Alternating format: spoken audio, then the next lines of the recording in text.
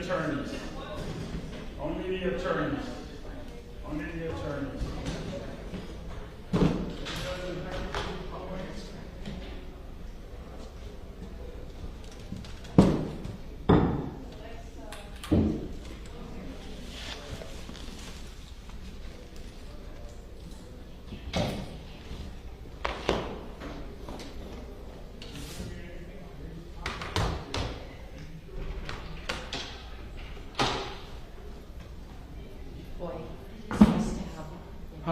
The feeling of home court advantage, you know? Yes, yes, that would be very nice. You know, all the back entrances to tricks.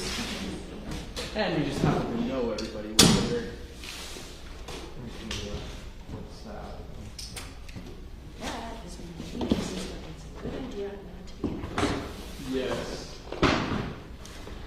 Well, it's funny, you know, it sort of came naturally to me, but become friends with the clerk is like rule number one. It's rule number one. But I'll tell you what, like initially it can be really difficult because it can be so ornery.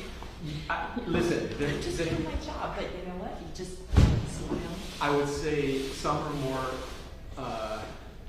warm and fuzzy than others, but even the tough ones. Yeah, you can win them over. You can win them over. Everybody. Well, especially kind of when they, you know, see us working, professional.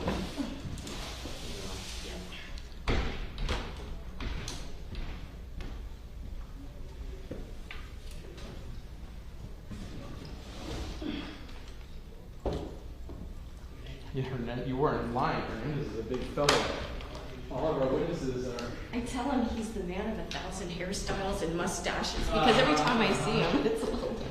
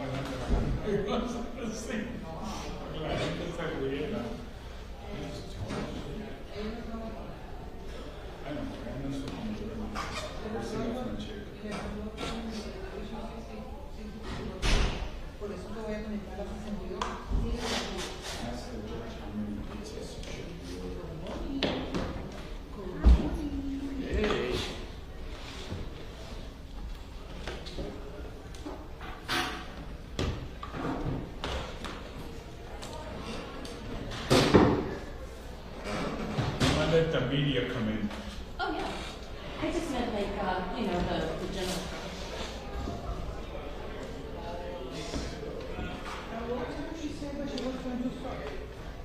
She said jurors come back at 9:30.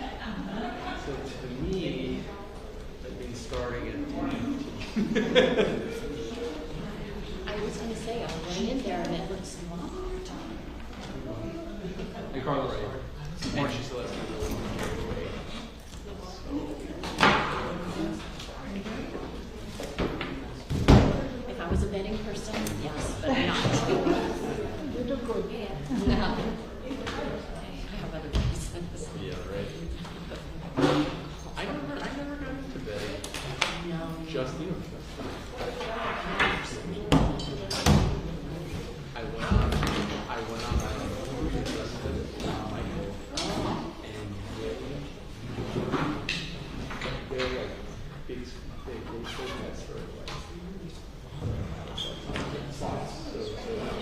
So you know, one weekend they'll lose 40,000, and they'll win 10,000, then they'll lose 30,000, and they'll make 40,000. You know, it kind of breaks even, probably somewhat of a loss. But they just like it. For me, it was entertaining, but I didn't just get it.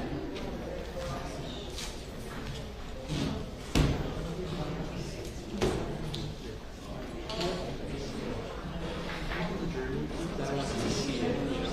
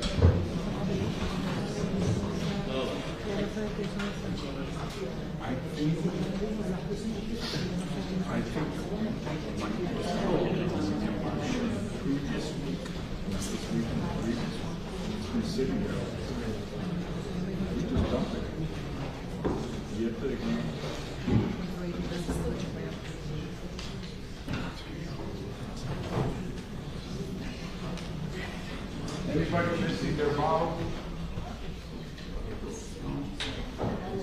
Somebody missing their bottle? Let me find out.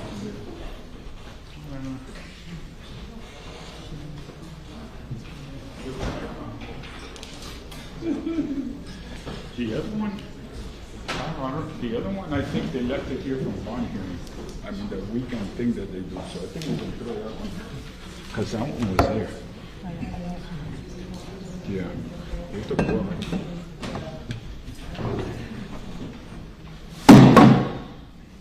Wow, that was loud.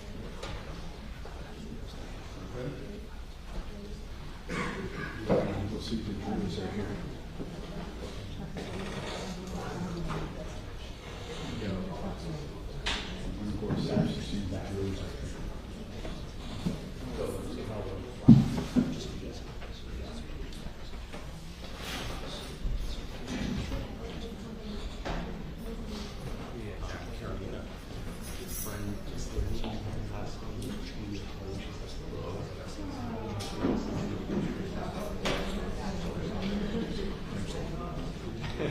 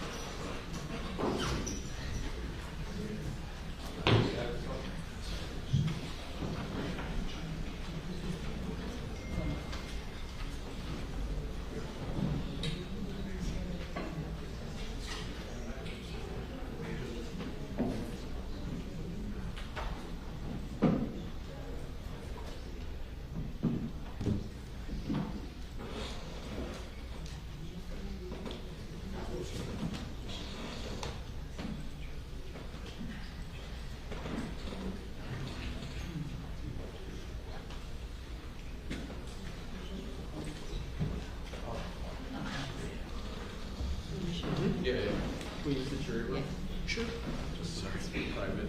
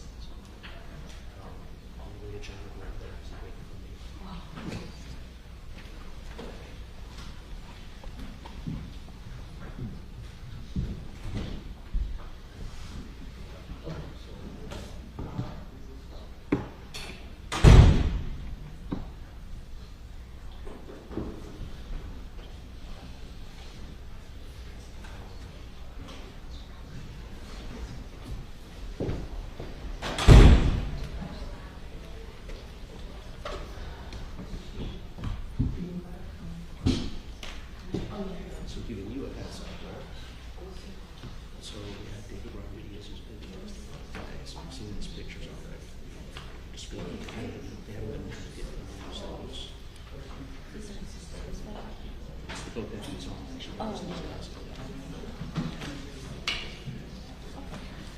there's a very short video where he has an authenticated user. This is the key to the page.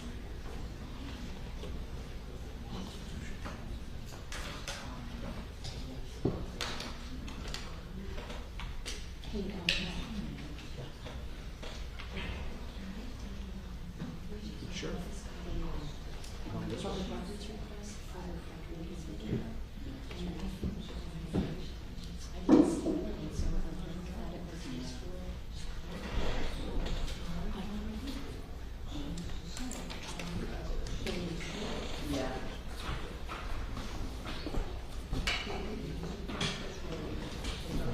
I know.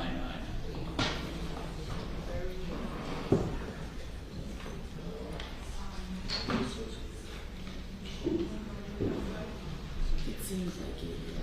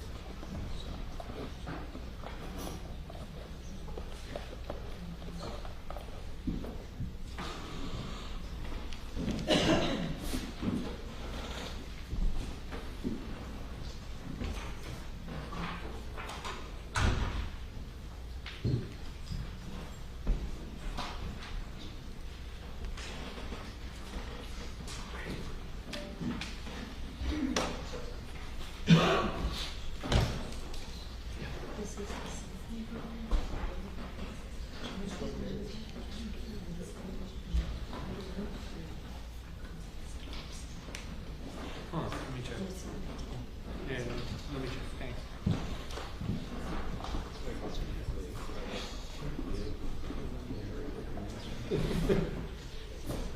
Oh, I see.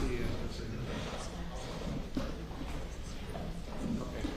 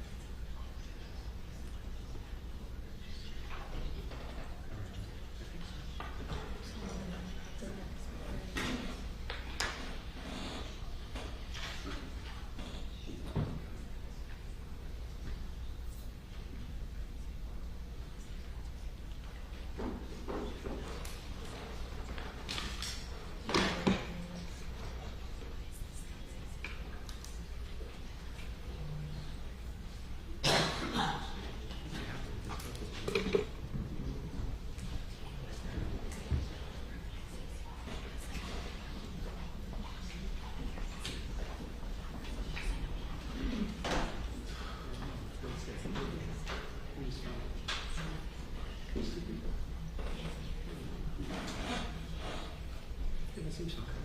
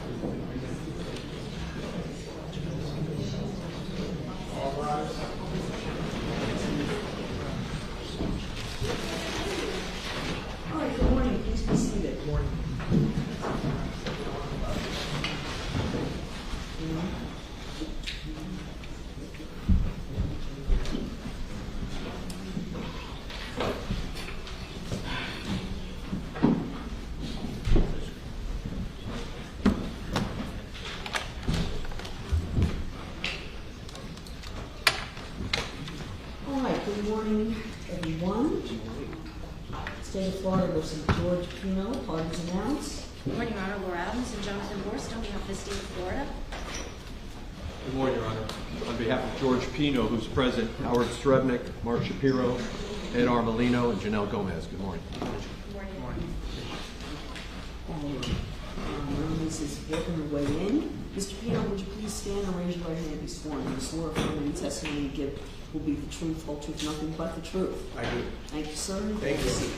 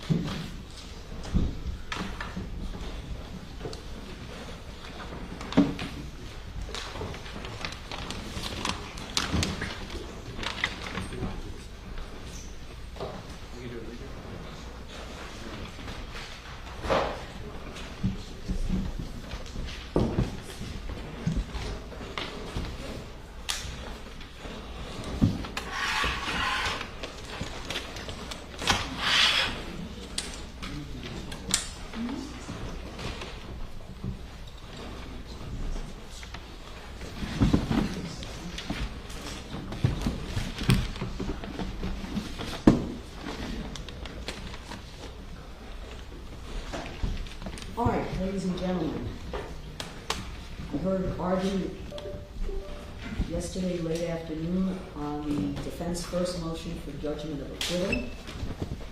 The court has considered the defense first motion for judgment of acquittal as to both counts. Defense argues the state has failed to establish the elements of anything greater than negligence, and the state must make a prima facie showing that the evidence establishes that Mr. Pino was more than negligent in his conduct, and the court must view the evidence in the light most favorable to the state. Having reviewed, listened to the evidence, the testimony and the evidence, reviewing the evidence, the court respectfully denies the defense motion for judgment of acquittal as to both counts 1 and 2. Proceed.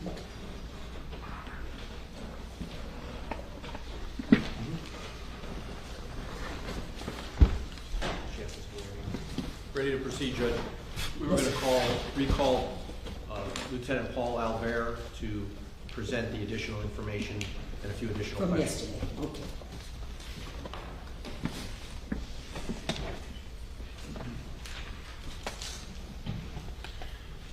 Just give me a minute, I'll have the clerk mark the exhibit. Sure.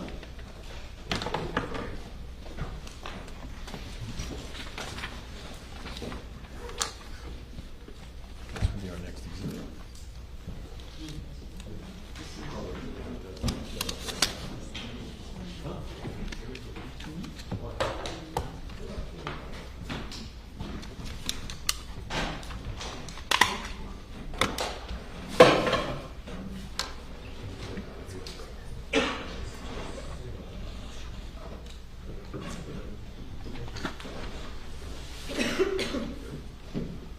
Judge, we're going to have Mr. Cruz set up the screen. That one?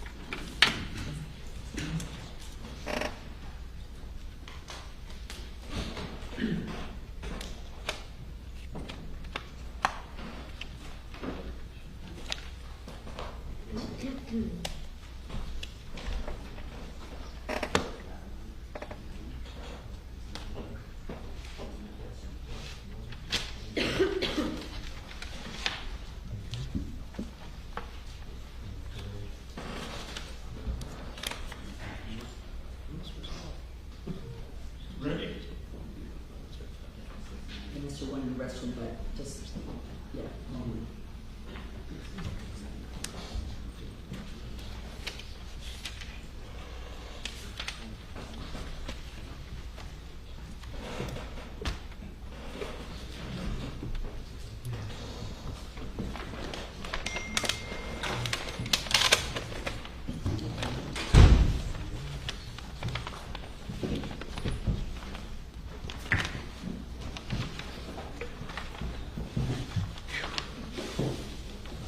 Ready now?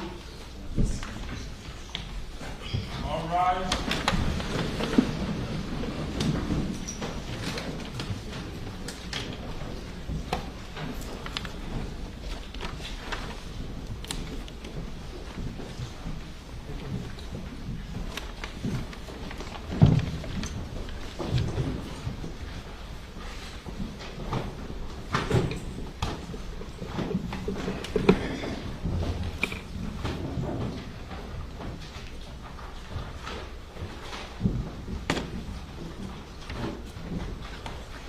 Everyone, please be seated. Thank you. Good morning, ladies and gentlemen. Hope you're all doing well. We're ready to proceed. Has anyone seen anything in the news or read anything in the news about this case? Have you done any research or investigation to gather information? Has anyone tried to speak with you or in your presence about the case? All right, very well. We're ready to proceed now as the state has rested their case. And now, defense, your first witness. Your Honor, we're going to call Lieutenant Paul Albert. Sir, please step forward. Swear you begin. Thank you. Do you swear affirm testimony about the truth, with the truth, the whole truth, and nothing but the truth? Yes, I do. Take a seat. Thank you.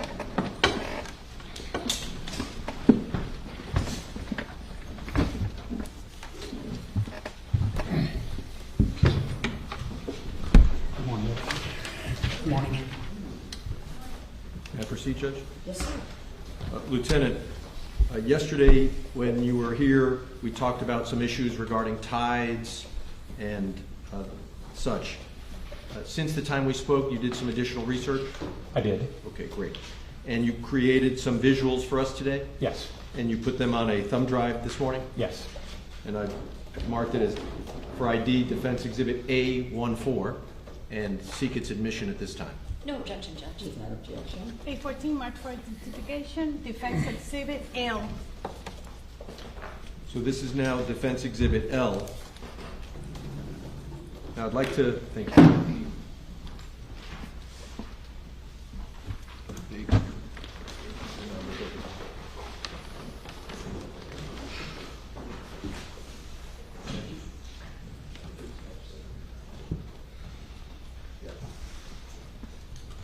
So, Lieutenant, yesterday we were talking about the area where the incident occurred, and this is State's Exhibit number 2.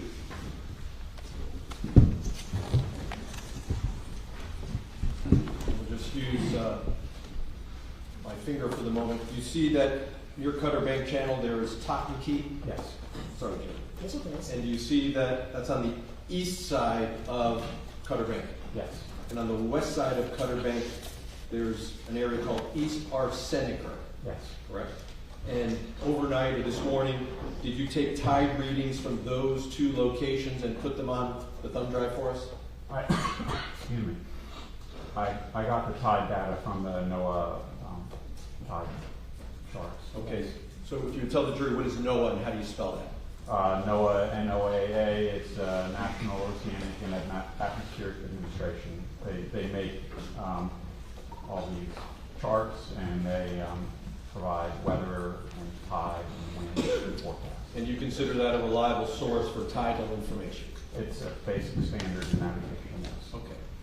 And you were able to read from the information available from NOAA when was high tide at Totten Key on September 4, 2022, and when was high tide at East Arsenicer on that same date? Yes. Okay. So I would ask that we publish at this time your exhibits for that purpose.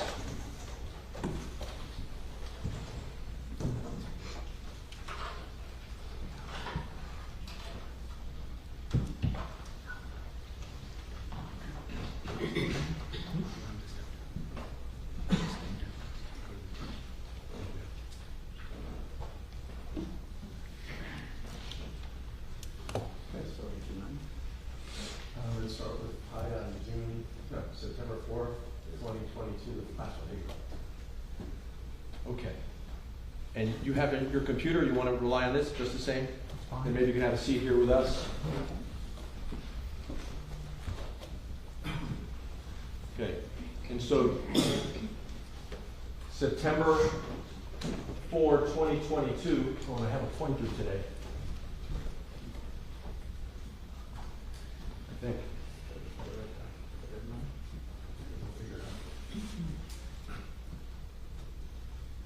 Does this show that on Sunday, September 4, at 2022, that the reading at Totten Key for high tide was at 6:19 p.m.? Yes.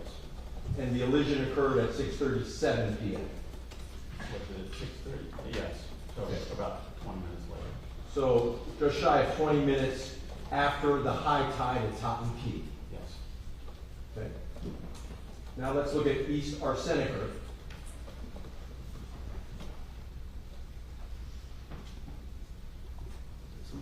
Yes, please.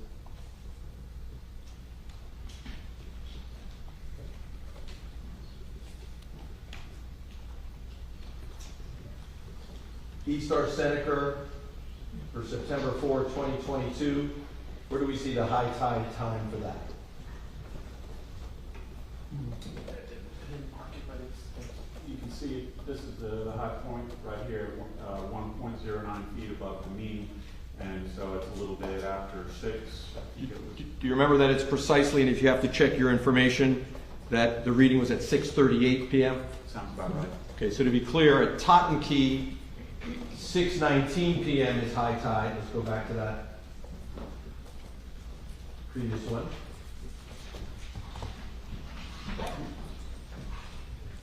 See where we That's are. the date of the reconstruction. Those are the last ones.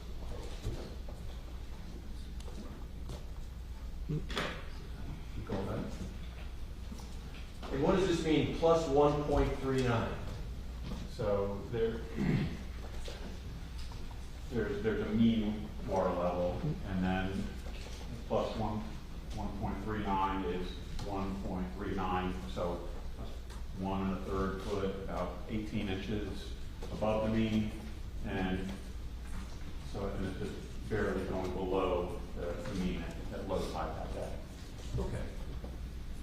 And so at 6:19 p.m. on the day of the incident, high tide at Totten Key was 6:19 p.m. Yes.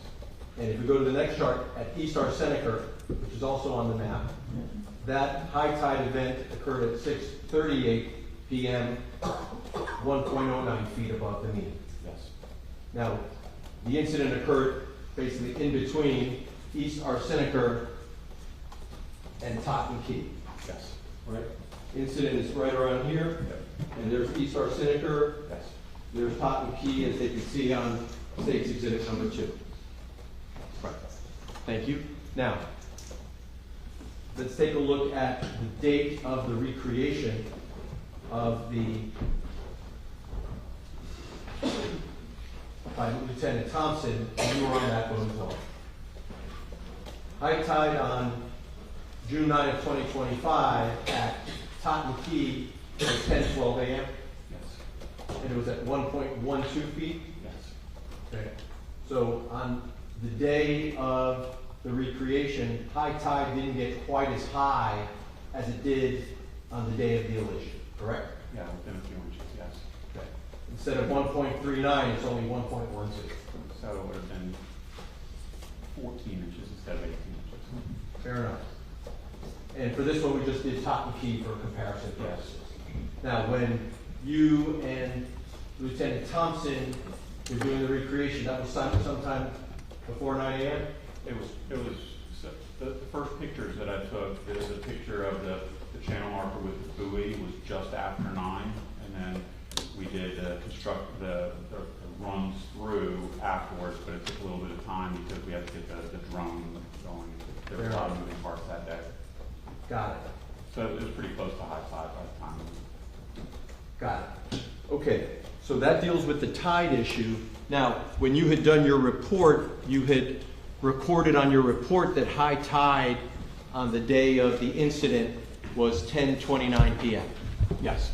And that's 4 hours later than we are revealing today. Yes.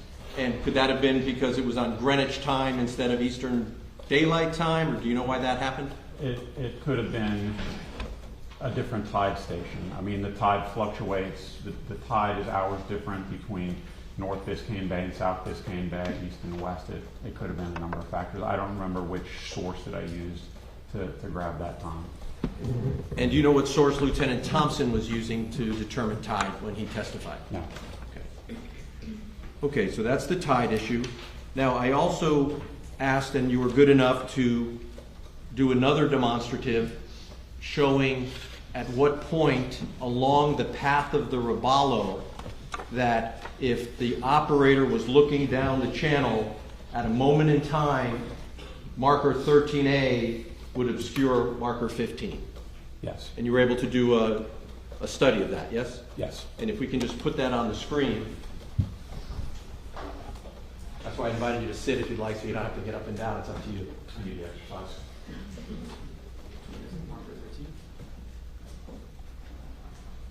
That's the first one. Hang on one second. That's the second one. Yeah, that's 13. That's okay. Hold on.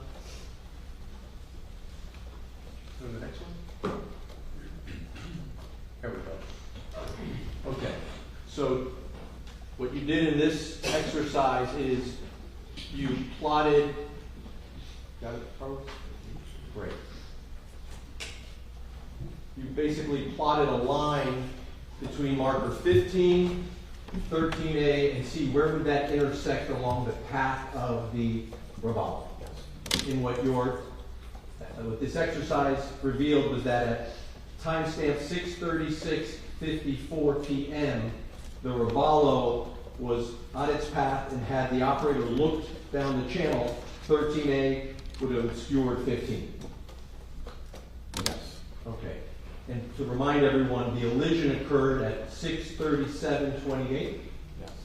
So that would be roughly 34 seconds before impact? Give or take, yes. Okay. Great. Thank you for that. Okay. Well, before you get up 1 second. Sure. There was also another point in time where marker 13 might have obscured marker 15 in the distance, correct? Let's show that one for the jury.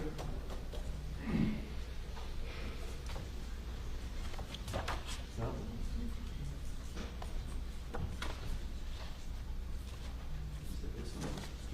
Okay. Okay. And so at this moment in time, 6:35:26. You draw a straight line from where the Robalo was through marker 13 to 15. At that moment in time, marker 13 would have obscured 15. Yes. But that's a way distance back. I should give you some reference. This is the second to last track point here, so this distance was 622 right here. So you can see this is over a mile and a half. Okay. And time-wise, this occurred at 6:35:26 p.m.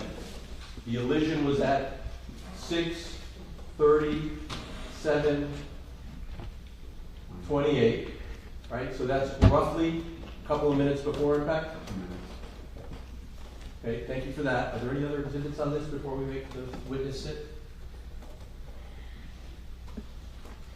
The sun. Okay. You also did a study of the sun, right? Yep. Tell us what you found out about that. So I found out that NOAA has a tool that you can calculate the angle of the sun from a particular place on the face of the earth on a particular day. So I took that data and roughly plotted it to have an idea. So this is the southbound track of the Robalo. This is 8 and 9. This is, I think it's pretty close to 9 or 10 and 11 right here, so kind of midway through the channel. And this line here represents the bearing that the sun would have been to the boat as it's heading south in the channel. And then the elevation, so with this, if I'm looking forward on the boat, sun is on my right side, and then the angle of elevation is just shy of 6 degrees above the visible horizon. So the sun is on its way down. Okay. Now, actually the boat is, although we call it a southbound channel, the boat is actually traveling southwest, right? Yeah, if you look at the little icon up here, you can see north is up. So this would be kind of a little bit northeast to southwest. So if the boat was traveling southbound, it would have been like my pen is right now, right? Correct, yes. So the boat was traveling, this would be directly west, This way. yes, right? Yes. And so the sun was off the operator's right shoulder, so to speak. Yes. So if the operator is driving down and looks to the right, that the sun is off his right shoulder. Yes. And how high off the horizon would that be? Low. So 6 degrees. If you think about 0, 90, it's 6. So it's sun's low on the horizon. okay, got it. Thank you for that. In terms of the display, I think we're done. A few questions, and I think we'll be through. There were a couple observations that you made that I wanted to ask you briefly about. The Robalo had twin 300 horsepower engines, right? Yes. For a total of 600 horsepower. Yes. The Robalo is built and the manufacturer rates it for 700 horsepower, right? Yes. So someone could choose to equip the Robalo with larger engines than this Robalo was equipped with. Yes. 100 horsepower more. Yes. And is Robalo a boat that's been a reputable boat for decades? It depends on your. It's a decent boat. It's been around for a long time? It's been a long. It's one of the many boats where it started as a local manufacturer. I think here in Miami, built a quality boat that's been absorbed by a huge conglomerate and is built, mass produced. I think in Mississippi or Alabama, somewhere up there, they build a lot of boats. Okay.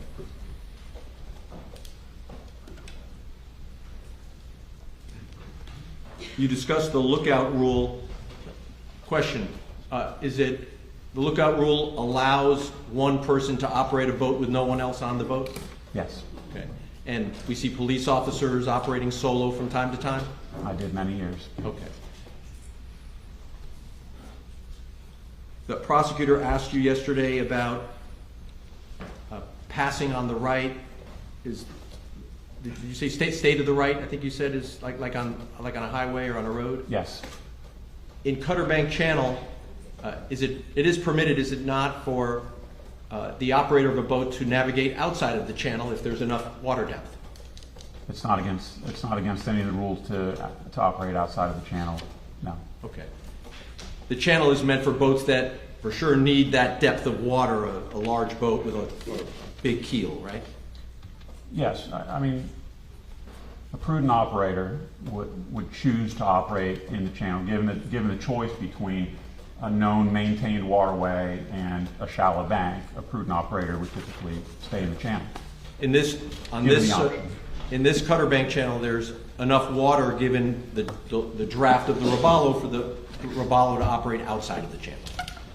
In some areas, And when an operator is in the channel, the operator can exit the channel at any point in time, provided there's no risk of a collision. Yes. And the operator can go to the left of the marker or the right of the marker, provided there's no risk of collision with another vessel. I'm going to need a little bit more than that. Like, can you be a little more specific? Yeah, someone's going down the channel southbound and wants to just sort of head into the flats. If there's no oncoming traffic, the operator can make a left turn and head into the flats and Yes. go that way. Yes. Personal flotation devices, PFDs, life preservers, life savers. There's no requirement that they be worn by the passengers of a boat of the size of the Robalo while it's underway, correct? Correct. The so-called kill switch, there's no requirement that a boat of that size have a kill switch, correct? No, there's not. No requirement. No.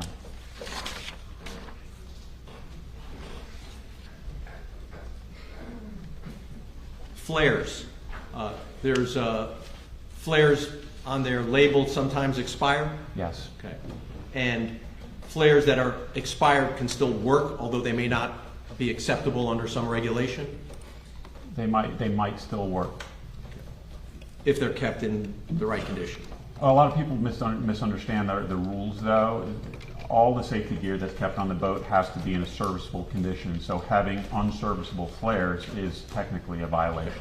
Do I write tickets for that? No, but I would tell people you need to get rid of those, and it's not easy to get rid of them because it's a hazardous material, but all the equipment on your boat, the safety equipment, should be in serviceable condition. And do you know whether the flares on the Robalo were in serviceable condition? No, You just don't know. no.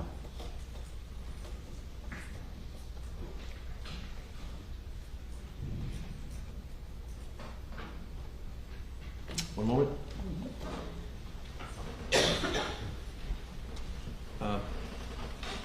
Cutter Bank Channel in 2022 had no posted speed limit, correct?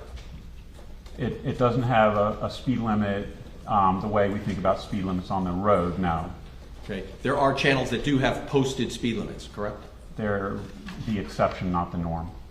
Coming into a marina, for example, might have a sign that says no wake, It does, yes. and that means the boat shouldn't generate any waves or wake, right? Correct. Some channels, including the intercoastal, have speed limitations, like Malloy Channel in Miami Beach, right? They do. Could be a 30-mile-per-hour speed limit in Malloy Channel right here in Miami Beach. Correct. Again, though, that's the exception, not the norm.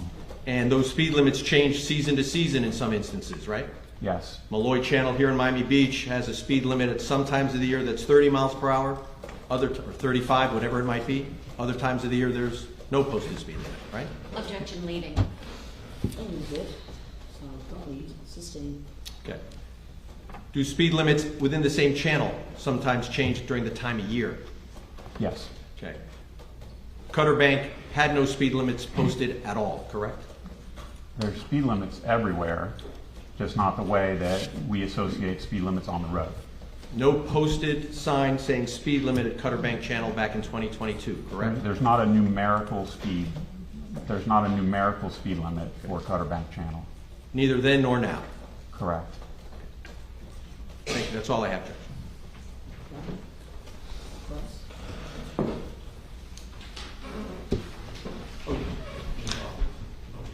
Hello again. Hello. Let's talk about that Robalo.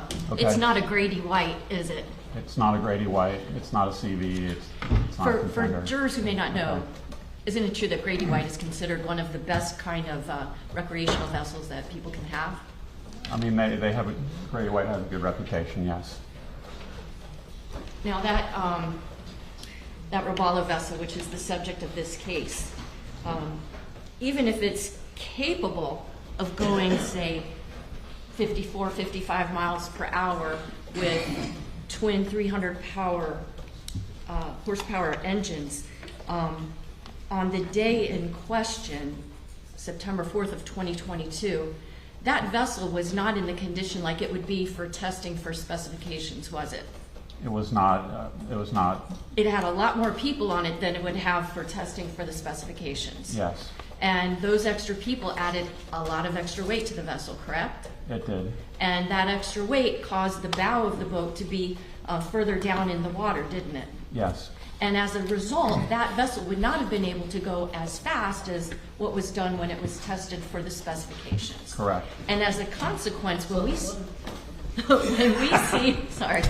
when we see the speed of that vessel traveling between 43 and 47 miles an hour, that's indicative to you, given the amount of weight on that vessel, that the defendant was operating at full throttle through that channel, right? So 43, he was probably at the higher ends of the boat's capability with that weight load. At 47, he was, and 47 is an estimate. It could have been 45, but also could have been 50. It's in my opinion, it's wide open throttle, or very close to wide open throttle. And I back up a little bit. You asked about capability. You should not. Capability has nothing to do with safety or reason. Capable doesn't correlate with safe or reasonable. Gotcha. Speaking of safe and reasonable, you were asked questions about speed limits. Yes. Through Cutter Bank Channel. Yes. Now, in point of fact, every operator of a vessel in the state of Florida has to obey a speed limit that's set forth in Navigational Rule 6, don't they? 6 and 2, yes. So let's talk for a minute about Navigational Rule 6. Okay. What does that require every operator of a vessel in the waters of Florida to do? It requires them to operate at a speed that's, under the conditions, the operator is able to see and identify the risk of a potential collision and still have time, given that speed, to react and avoid the collision. Given what we've seen from the GPS data that came from the defendant's vessel, he was not operating at a speed that allowed him to avoid the channel marker, was he? Objection. Referee assisting. We've seen the GPS data from the defendant's vessel. Was he able to avoid the channel marker? No, He hit it, right? he did. And he hit it at almost 50 miles an hour. Yes. If not maybe even at 50 miles an hour. Yes. And he had it with a bunch of teenagers on his vessel, correct? Yes. Is that something like having a bunch of kids in the back of a pickup truck and taking them out for a ride through the open fields? Objection. Were they secured? I'm sorry? Were those teenagers secured? Objection. Oh, no. There are no seat belts or any other really restraint devices on a boat. In fact, people can move around, shift around inside of a boat. Now, in terms of the tides that you were looking at, what would be the maximum difference in the water height on that channel marker between the date of the crash and the time of the crash on September the 4th, 2022, and the date and the time when that crash reconstruction was done in June of last year? A few inches. Is there any reason to think that the tides obscured anyone's view of channel marker 15 on September the 4th of 2022? None at all. Now, you also did a calculation about where the sun would have been in relation to the defendant as he's traversing through that channel. Yes. Is there any way that the sun blocked his view or caused glare that would keep him from being able to see channel marker 15? Seems pretty unlikely.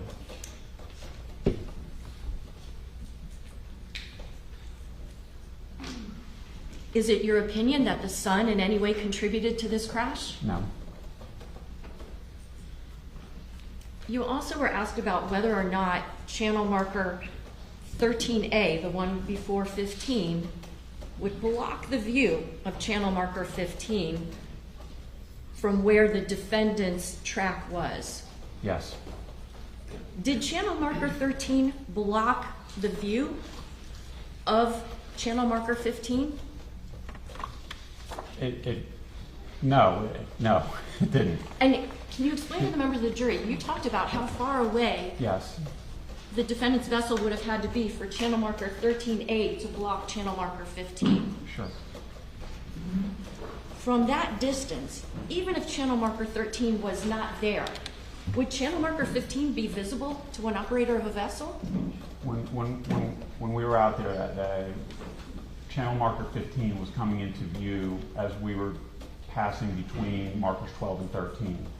And that straight line from 15 through 13 up to the track line where it intersects with the boat's course was several hundred feet north of 12 and 13. So it doesn't seem to me that even if the two had a line, you wouldn't be able to see 15, because even if you could see it, it would have been so small, it would have been behind the marker. So 13A didn't really ever block the view of channel marker 15, because from the distance where they would align, you'd be so far away, you wouldn't see channel marker 15 anyway. Objection. I think the Okay. prosecutor is confusing 13A with 13. Okay, start again. Channel marker 13A. Yes. That channel marker does not block the view of channel marker 15 except from a distance where you couldn't see channel marker 15 anyway. Correct. Where the boat was that day, that's correct, yes.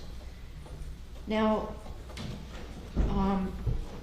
yesterday, Mr. Shrevenick said, hi, I've not met you before, right? Yes, And you haven't met Mr. Shrevenick before yesterday, right? I have not. But you didn't mind doing some extra homework for him, did you? Okay. Did you charge him for this work? No, You charging the state attorney's office for that extra homework? no, But this wasn't the first time you ever spoke with a member of the defense team, right? correct. In fact, you spoke with Mr. Shapiro, Mr. Shrevenick's partner previously, right? Yes, And that actually was on Tuesday, January the 6th, 2026, right? I'll take your word for it. I'll tell you what, Yes. with looking at this refresh your recollection. Sure.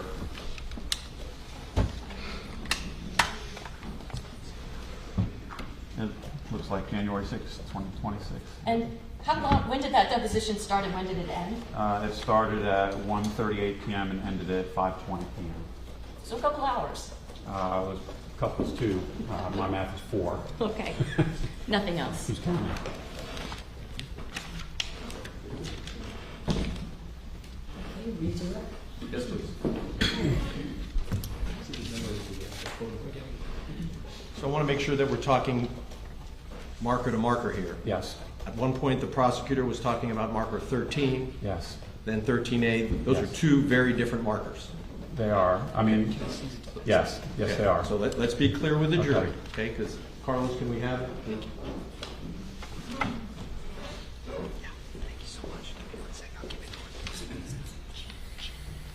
Who's that whole file? Yep, GH9. That one right there. So, Carlos, if you could read thumb drive. The first one, not today's. Thanks. No, I need today's.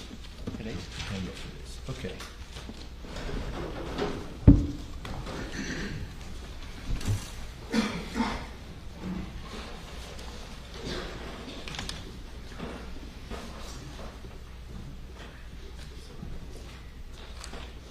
Take a second. Okay. While he's rebooting the computer, let's talk about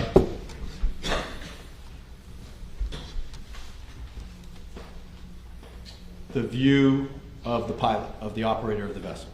Yes, So, prosecutor was asking about obscure view from the operator's point of view, right? yes, Okay.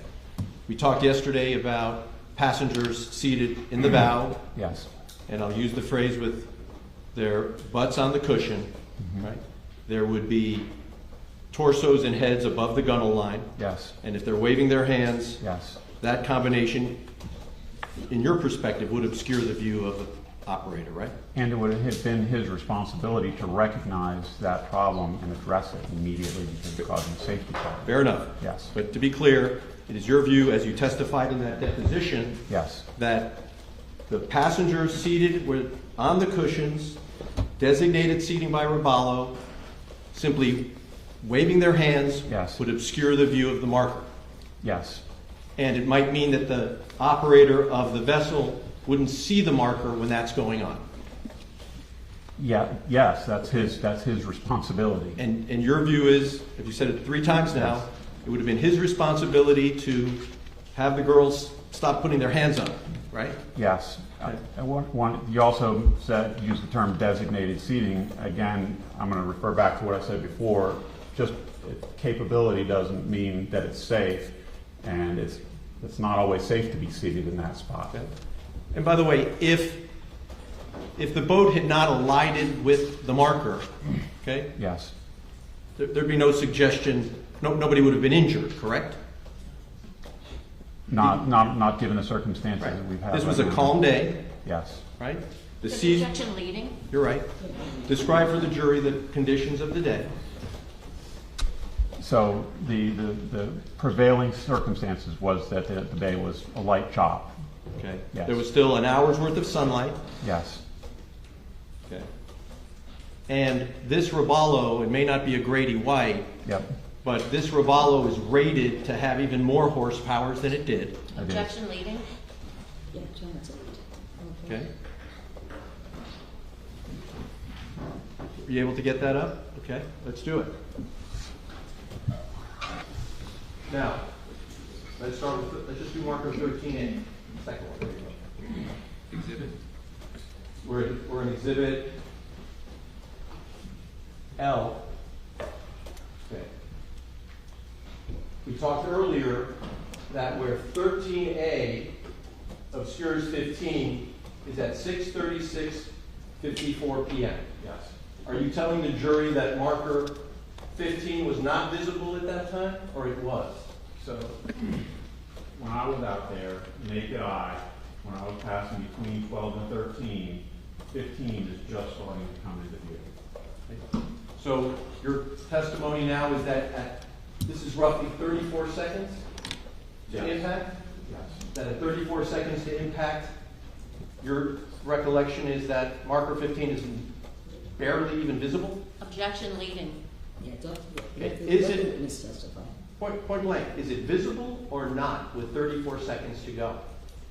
At 34 seconds up here traveling 43 miles an hour, it was not visible here. It's just coming into view as you cross between 12 and 13. You can see it pretty clearly up here. You can see it very clearly here. Okay. Yesterday, we showed the jury exhibit, I think it's G. Yes. Okay. And we're going to put it up, enlarge it. Okay. We see 13, Yep. we see 13A, Yep. we see 14 and 15 in the distance, right? Yes. Are you saying this was not visible on the day of the impact? Objection leading. I'm asking, was it or wasn't it visible, 15, on the day of the impact? I don't know where that picture, what perspective that picture was taken from or what zoom rating it was on the camera. I'm telling you from naked eye, when I was running the boat, I'm sorry, when Lieutenant Thompson was running the boat through the markers here, when we were at 12 and, not 13, 13, 15.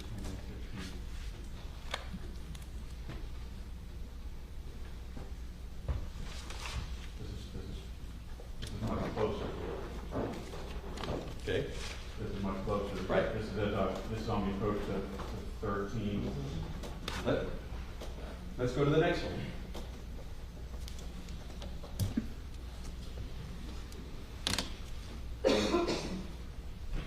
Go to the next one.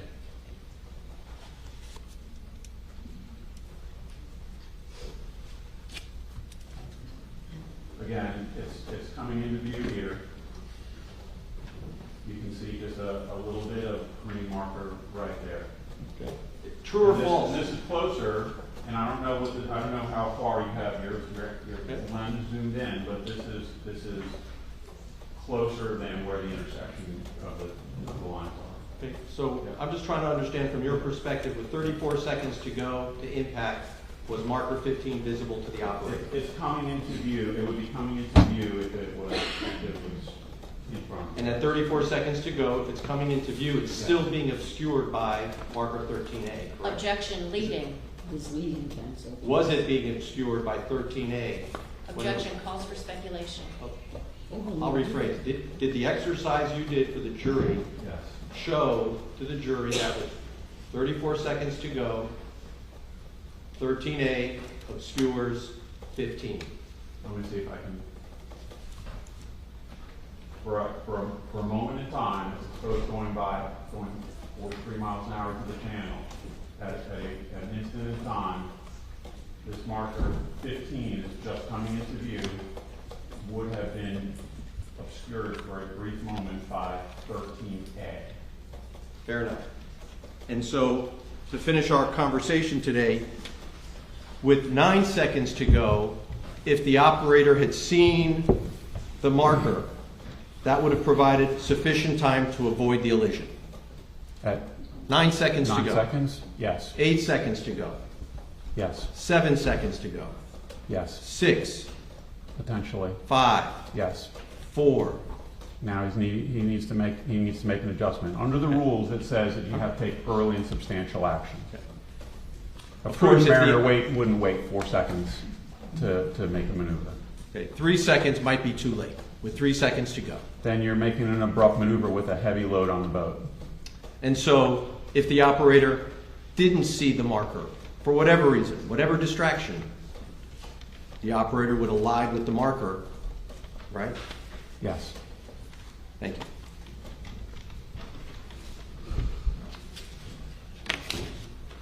No further questions. You want to tell me the evidence? Thank you. The witness is excused, thank you. Thank you.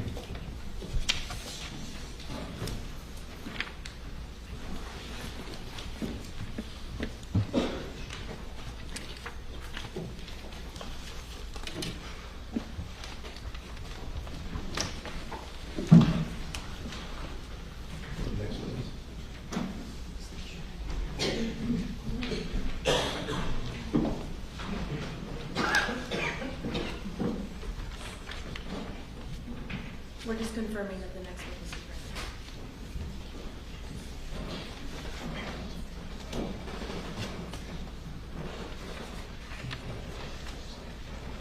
Next witness, please. The defense calls Claudia Porto Carrero.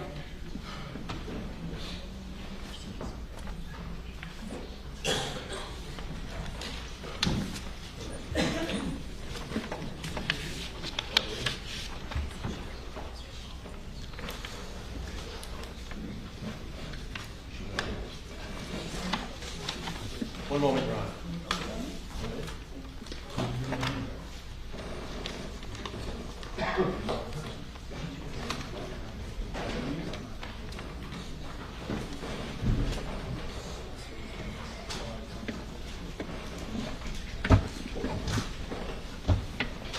Please step forward, face the clerk, raise your right hand and be sworn.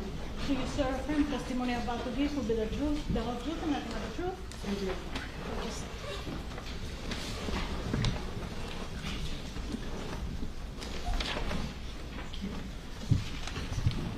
Keep your voice loud and clear. Microphone's this way, but you Yes. that way, okay?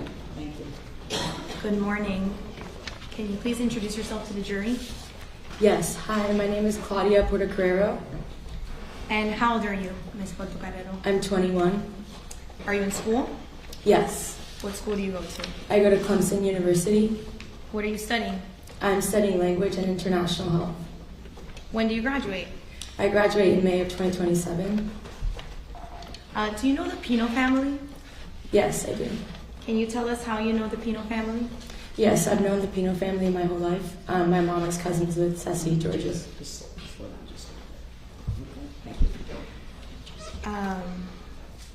Do you know or did you know Miss Lucy Fernandez?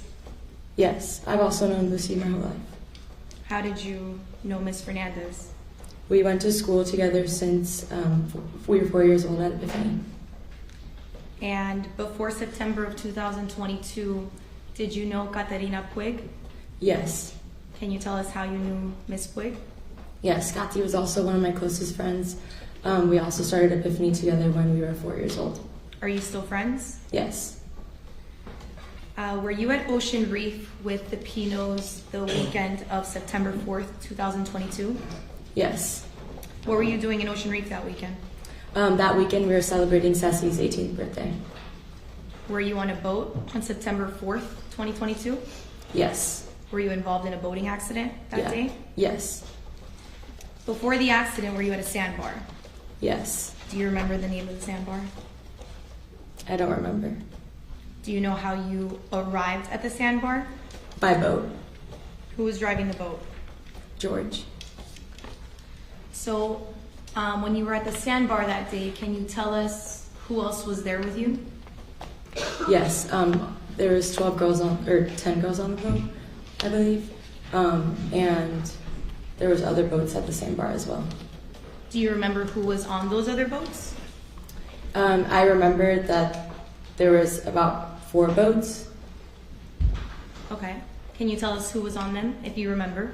Yes, I remember the Suarez family was there, the Fernandez family, the Portuondos, and the Pardos is who I remember. Okay. Were there also some boys that were at the sandbar as well? Yes. Do you remember who some of those boys were? I remember a few of them. Diego, Nicholas, and Marco is who I remember. But I know that there was probably about 10 of them. 10 in total. Yes. Were you consuming alcohol that day? Yes. Do you remember how many drinks you had approximately? I don't remember exactly how many I had, but I know I had a seltzer and a beer.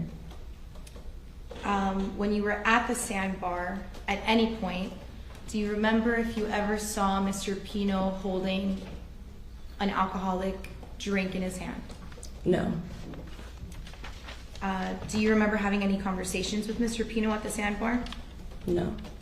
And at the sandbar, you were mostly spending time with your friends? Yes.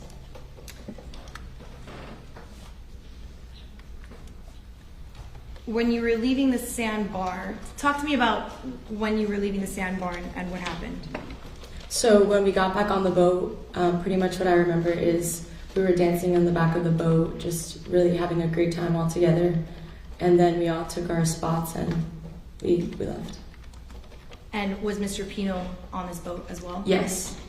Did he seem intoxicated in any way? No. Did he seem impaired in any way? No. So this accident, did it happen on the way back from Billy's Point back to Ocean Reef? Yes. Where were you sitting on the boat, if you remember? I was sitting towards the front of the boat. And so during the boat ride back from Billy's Point, can you describe how that boat ride felt? It felt like nothing out of the ordinary. We were, again, just all really happy and enjoying our time together. How did the speed of the boat feel to you? Nothing out of the ordinary.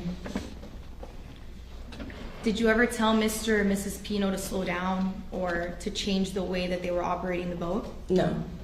And prior to the accident, had you been on a boat before? Yes. Do you recall how many times, more or less? I know it's hard to tell, but if you can describe for us how many times you've been on a boat before. I would consider myself a pretty experienced boater.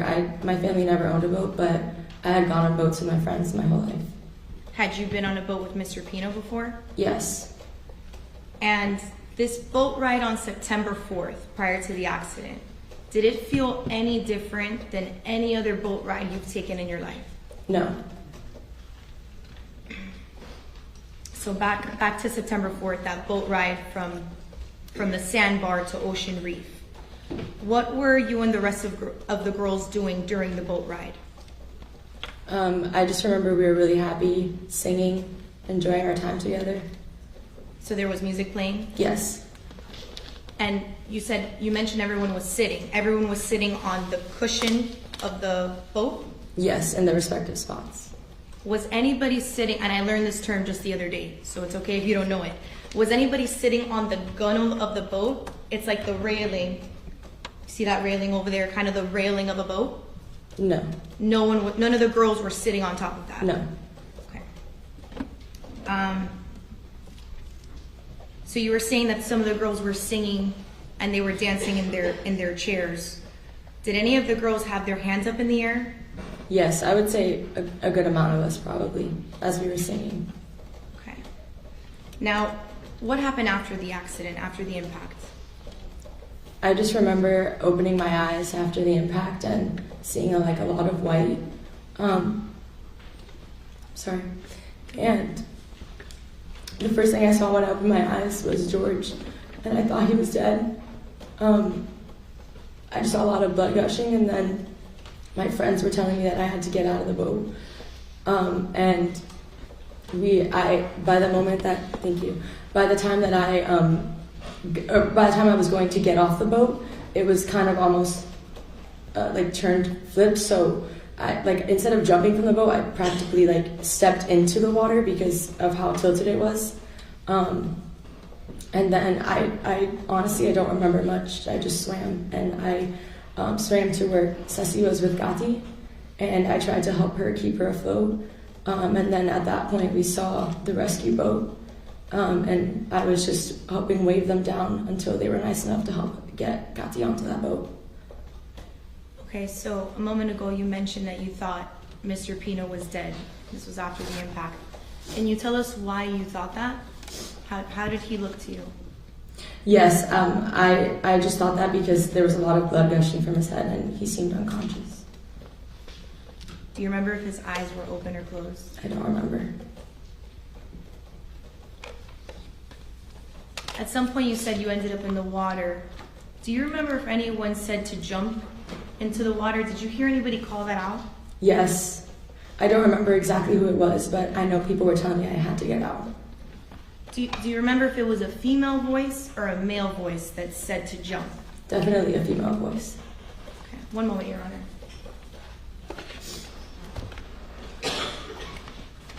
No further questions.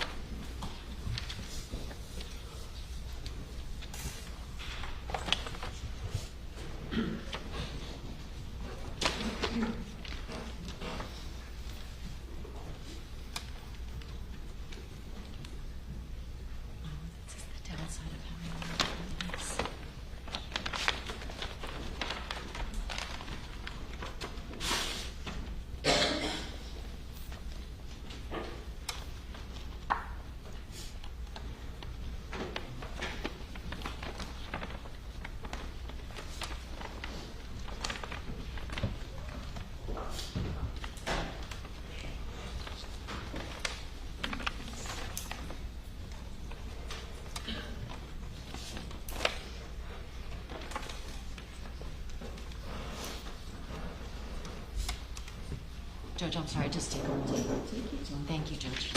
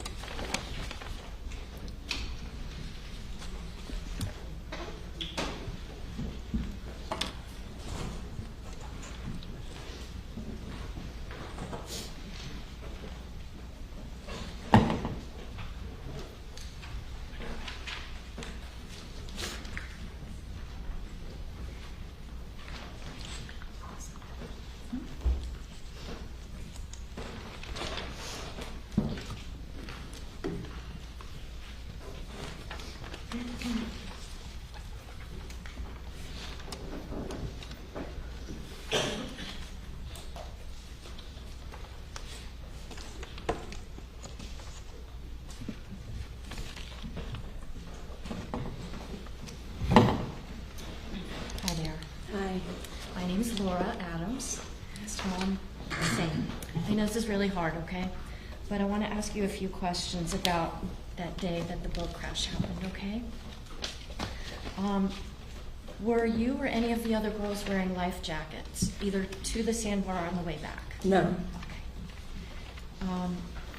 I know you said that you didn't notice if, well, first off, do you see George Pino in the courtroom? Yes. Can you please point to him and describe what he's wearing so that our record will be clear? Yes, he's right over there and wearing a blue tie.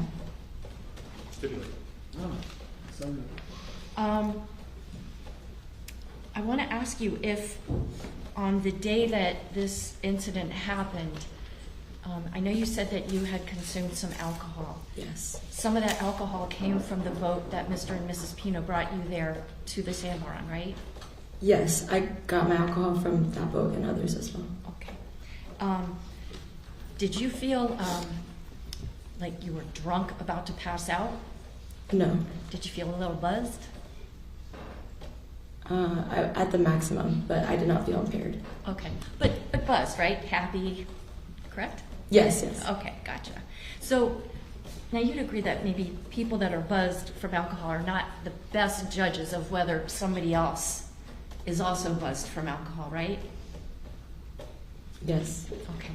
And obviously at this party you weren't there to hang out with the defendant and his wife. You were there to hang out with your friends and the other boys that were there. Fair to say? Yes. So you weren't keeping an eye on everything that the defendant, George Pino, was doing, were you? No. And you've known him for a long time, correct? Yes. And you had faith and trust that he'd be able to safely take you and your friends back to Ocean Reef for the party that was going to be that night, right? Yes. And because you had trust in him, you weren't turning around and looking to be like, oh my gosh, where's this man going to go, were you? No. I'm going to show you a little diagram. It's got a number 11 on it. It's in evidence. I know it's been a long time, but do you think if looking on this exhibit, you'd be able to let us know where you were seated on the way back? Yes. Where? Number 12? Why don't you write your name right there by number 12? So, Ms. Carrero, so you're at seat number 12, right? Yes. And so if you're at seat number 12, you're kind of actually facing more toward the back of the boat, right? Yes.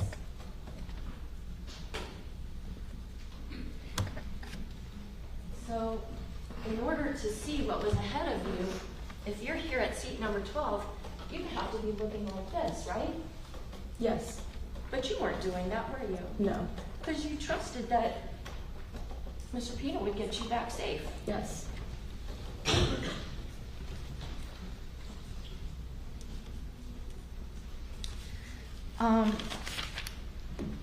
Do you remember the, let's say, 5-10 seconds prior to when that crash happened? I would say 10 seconds before, yes. And tell us exactly what you were doing then. I was singing with my friends. Okay. Did anybody stand up? No. In those last 10 seconds, were people holding up their hands to block the defendant's view? People were waving their hands as they were singing. I'm not exactly sure if they were directly above, but I don't believe so. Okay. So from your vantage point, there was nothing anybody was doing at the front of that boat that would have made it impossible No. for the defendant to see what's in front of him, right? No. Okay, thank you very much. Oh, wait, actually, I did want to ask you something. Showing you State's Exhibit number 1. This was your friend Lucy, right? Yes. And you knew her for how long? My whole life since we started Epiphany at 4 years old. I'm sorry for the loss of your friend. I don't have anything else. Questions, Judge? Oh, thank you. The witness is excused. Thank you.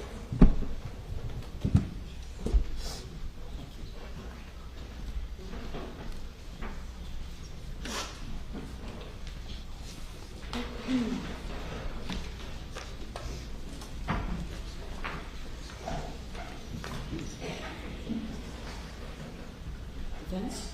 The defense calls Natalia Reed.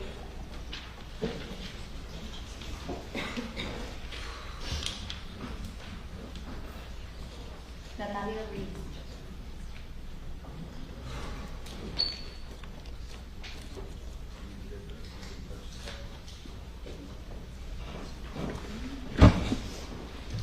Please step forward, face the card, raise your right hand and be sworn. So, creo que testimony about the people to the truth, the whole truth, and nothing but the truth. I do.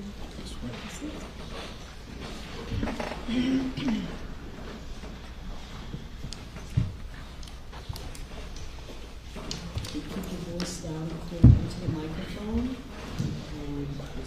this way, but the jury's this way, so keep your voice down. Thank you. Good morning, Ms. Reed. Can you please introduce yourself to the jury? Yes. Good morning. I'm Natalia Reed. And how old are you? I'm 21. I need you to speak up. Sorry, I'm 21. Are you in school right now? Yes. Where are you studying? I go to Brown University, What are you studying? economics.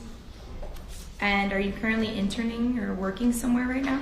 Yes, this summer I'm doing a management consulting internship Do you know where? Can you tell us where? in New York City. Thank you for joining us this Thank afternoon. you. Do you know the Pino family? Yes, I do. Tell us how you know them.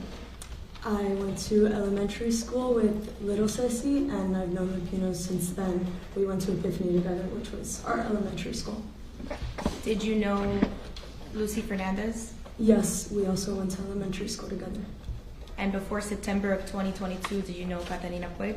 Yes, we also went to elementary school together. Are you still friends with Ms. Puig? Yes, Were you at Ocean Reef with the Pinos on the weekend of September 4th of 2022? yes. Tell us what you were doing in Ocean Reef that weekend. It was little Sissy's 18th birthday, and the Pinos had taken us to celebrate for the weekend. Were you involved in a boating accident that weekend? Yes, Did this accident occur when you were on your way back to Ocean Reef from a sandbar? yes, And before leaving the sandbar, did you spend some time there? yes, we did. Who was at the sandbar that day?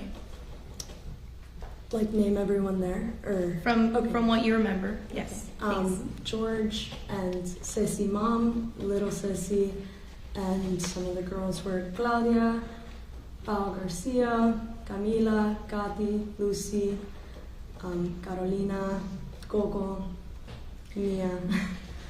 Did some boys join you at the sandbar that day? Yes, Do you remember some of their names? yes. Diego Suarez, Marco was there, Nicholas Garcia. That's pretty much who I remember. Okay. Were you consuming alcohol that day at the sandbar? Yes, Do you know how many drinks you had?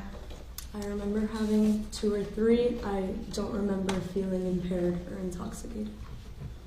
And when you were at the sandbar, did you see Mr. Pino with any kind of alcoholic drink in his hand? No, I did not see that. And were you mostly spending time with your friends there? Yes, Okay. And when you were leaving the sandbar, were you on the boat with Mr. Pino? yes, Did Mr. Pino seem intoxicated to you in any way? no, Did he seem impaired to you in any way? no. And now that boat ride back from the sandbar heading back to Ocean Reef, do you remember where you were sitting on the boat? I was sitting at the front of the boat. Yeah, at the front. Do you remember who was next to you? I don't remember exactly who was next to me. I think Andrea Knopfler, maybe Pao Garcia. Can you describe for us what that boat ride was like before the impact? Yes, I remember leaving Billy's Point, which is the sandbar we were at, and driving to Ocean Reef. I remember we were listening to music and talking amongst each other. The boat ride itself, was there anything unusual about the way that Mr. Pino was operating the boat? No, I don't remember thinking that. Tell us about the speed of the boat. How did that feel to you? Well, I had gone on the boat with Mr. Pino many times before the accident, so I don't remember feeling it going any faster than our past trips. I was about to ask you that as well. So September 4th, 2022, it was not your first time on a boat. No. Can you tell us how many times, ballpark, that you've been on a boat before? Yeah, my family doesn't have a boat, but some of our family friends, so maybe once a month, once every 2 months, I'd go on the boat. And did this boat ride on September 4th, 2022 feel any different than other boat rides you've been on? No. Do you remember the weather conditions that day? I remember it was clear skies, there wasn't a storm, sunny, Do you remember how the water was? pretty flat, I believe. Okay. So that boat ride back to Ocean Reef, you said you were sitting down. Do you remember all the girls sitting down? Yes, I do. Was there anyone standing up at a point? No. And was anybody sitting on the gunnel of the boat, like the railing that goes around the boat? No. Tell us a little bit about what happened after the impact. I remember it coming out of nowhere. I wasn't expecting it. I heard a loud hit. I believe I stayed on the boat, so I wasn't ejected. I heard some voices to jump into the water from the boat, so I jumped into the water. And then I remember seeing Big Ceci holding my friend Mia in the water. Mia had some blood on her. I remember Gami Alvarez close to me in the water as well. I remember Mr. Pino with his hands on the boat as it was tipped over at that point. And then a rescue boat came and I got onto that boat. Okay, so I have a few follow-up questions. So you said at some point you were not ejected from the boat. No. You're sitting on the boat and you heard someone say jump. Mm-hmm. Do you remember who said to jump? I don't remember. Do you remember if it was a female voice or a male voice? I remember it being not just one voice, several voices, but I can't say female or male. And before you were ejected from the boat, did you see Mr. Pino on the boat? Yes, I remember for a split second after the accident seeing Mr. Pino laying between the console and the middle of the boat, and his eyes were closed as I remember. Again, it was a split second, so it was a little hazy, but I remember him, he had blood on his head, I think, and I remember thinking he was dead for that split second.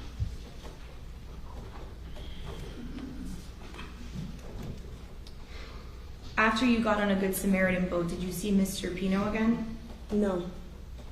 Oh, I guess later, I didn't see him in the water again, but I guess later in the day he came around in one of the rescue boats, I believe. And you testified earlier that you've known the Pino family, you've known Mr. Pino a long time. Yes, I have. Has Mr. Pino ever confused you for Lucy Fernandez before? No, never. One moment, Your Honor. No other questions, thank you.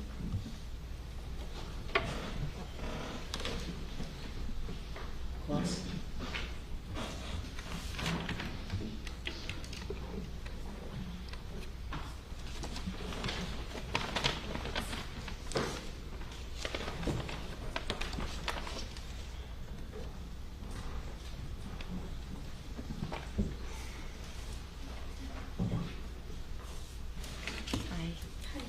Good morning still. Good morning. My name is Laura Adams. Nice to meet you. I know it's not easy to be here, but thank you for being here. The attorney for George Pino asked you about if you were still friends with Gatti Puig. Without getting into details, is she the same girl now that she was before that crash? No. It's okay, overruled. Is she the same girl now as she was? No. On the day of this boat crash, was Kati able to walk around and talk and sing and dance? Yes. Objection. Overruled. Go ahead. Thank you, Judge.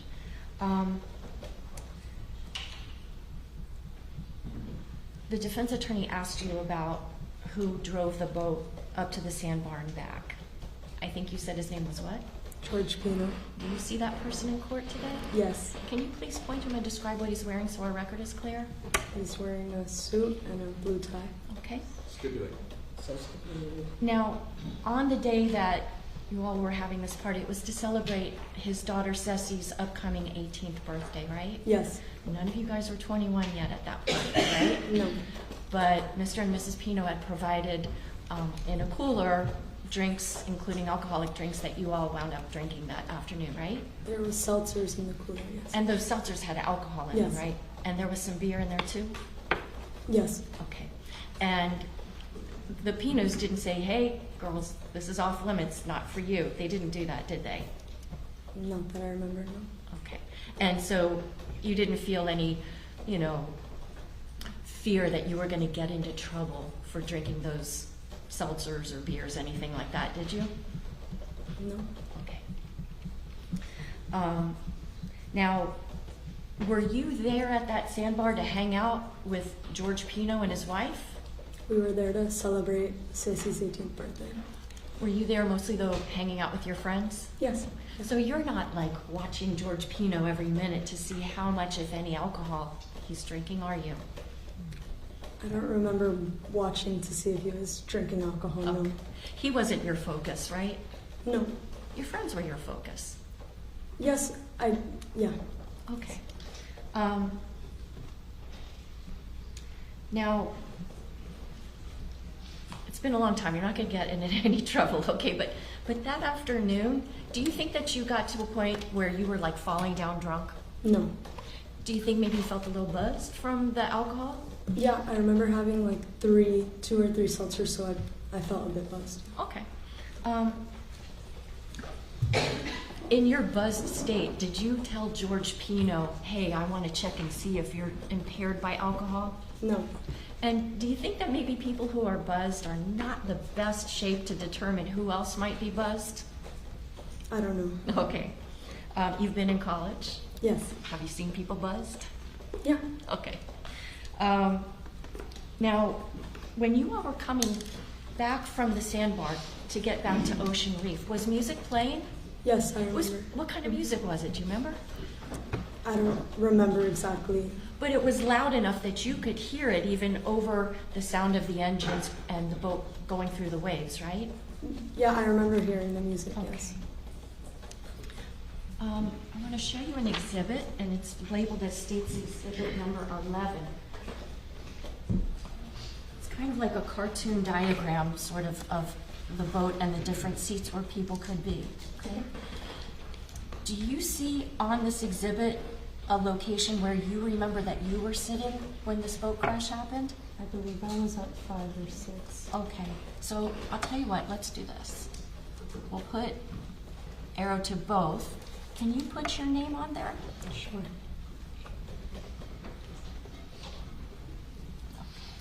And I'm going to put a little question mark because you're not sure which of those 2 seats you're at. I Is don't that remember okay? exactly. Okay. So pretty much where my finger is pointing to? Mm-hmm. This right here.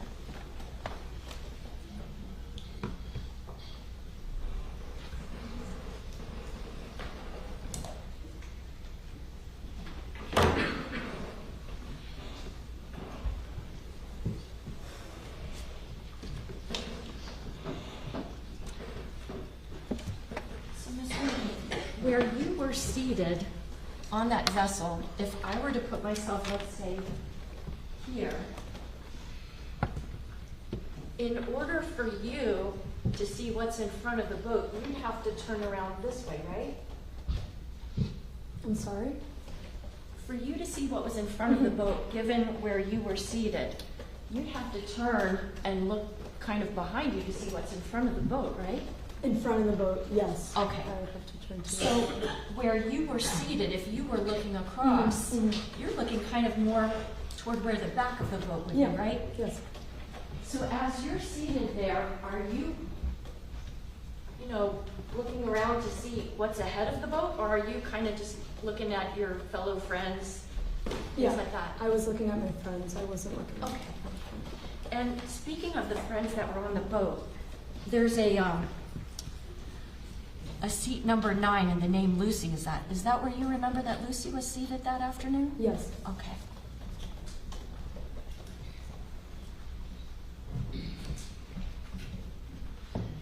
After that crash, were you one of the girls that was brought by the police over to an island while, they were trying to sort out everything that had happened? Yes. And some of the other girls that were not badly injured were brought there too, right? Yes.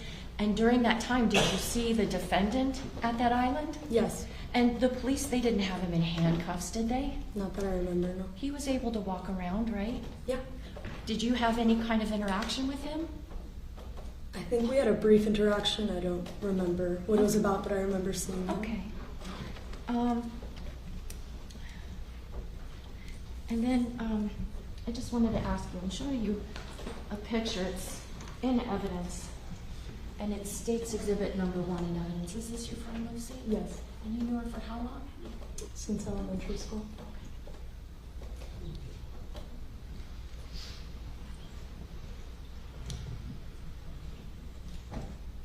Thank you. I don't have any more questions for you. I'm sorry for your loss. Thank you. No redirect, Judge. Very well, thank you. The witness Thank is you. excused.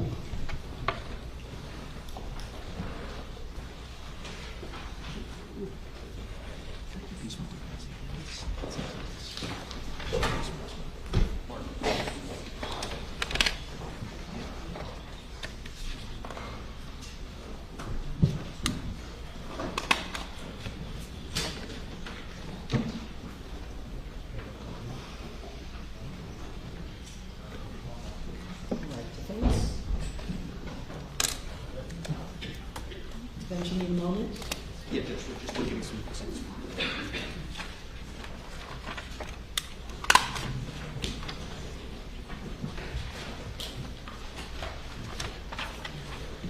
All right. Name of the witness, Jerry? Hamlet Rodriguez. Step forward, raise your right hand and be sworn. Do you swear affirm testimony about to give will be the truth, the whole truth, and nothing but the truth? Yes, I do. Thank you. Take a seat.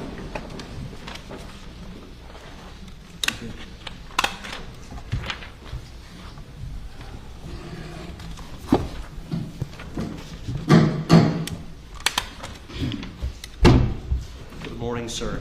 Good morning. State your name, please, for the record. My name is Hamlet Rodriguez.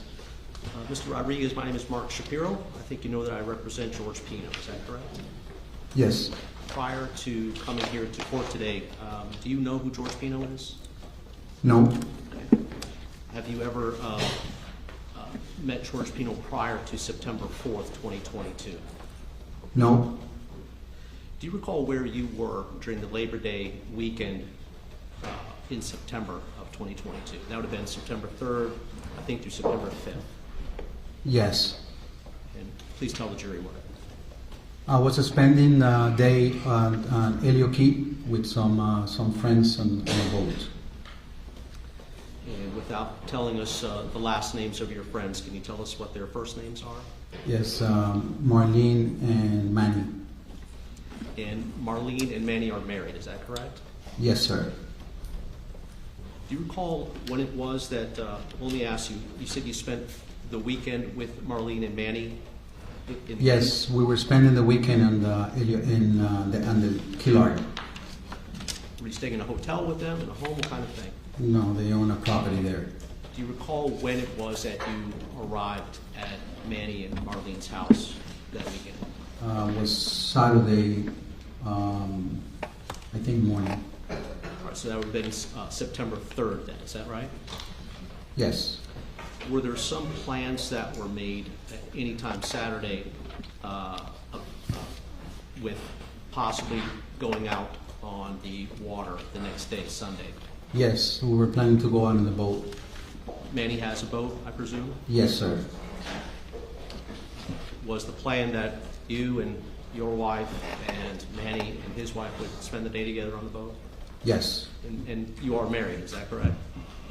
33 years, still counting. Right. Good. I'm not quite there yet, but and what is your wife's name? Ana Rodriguez.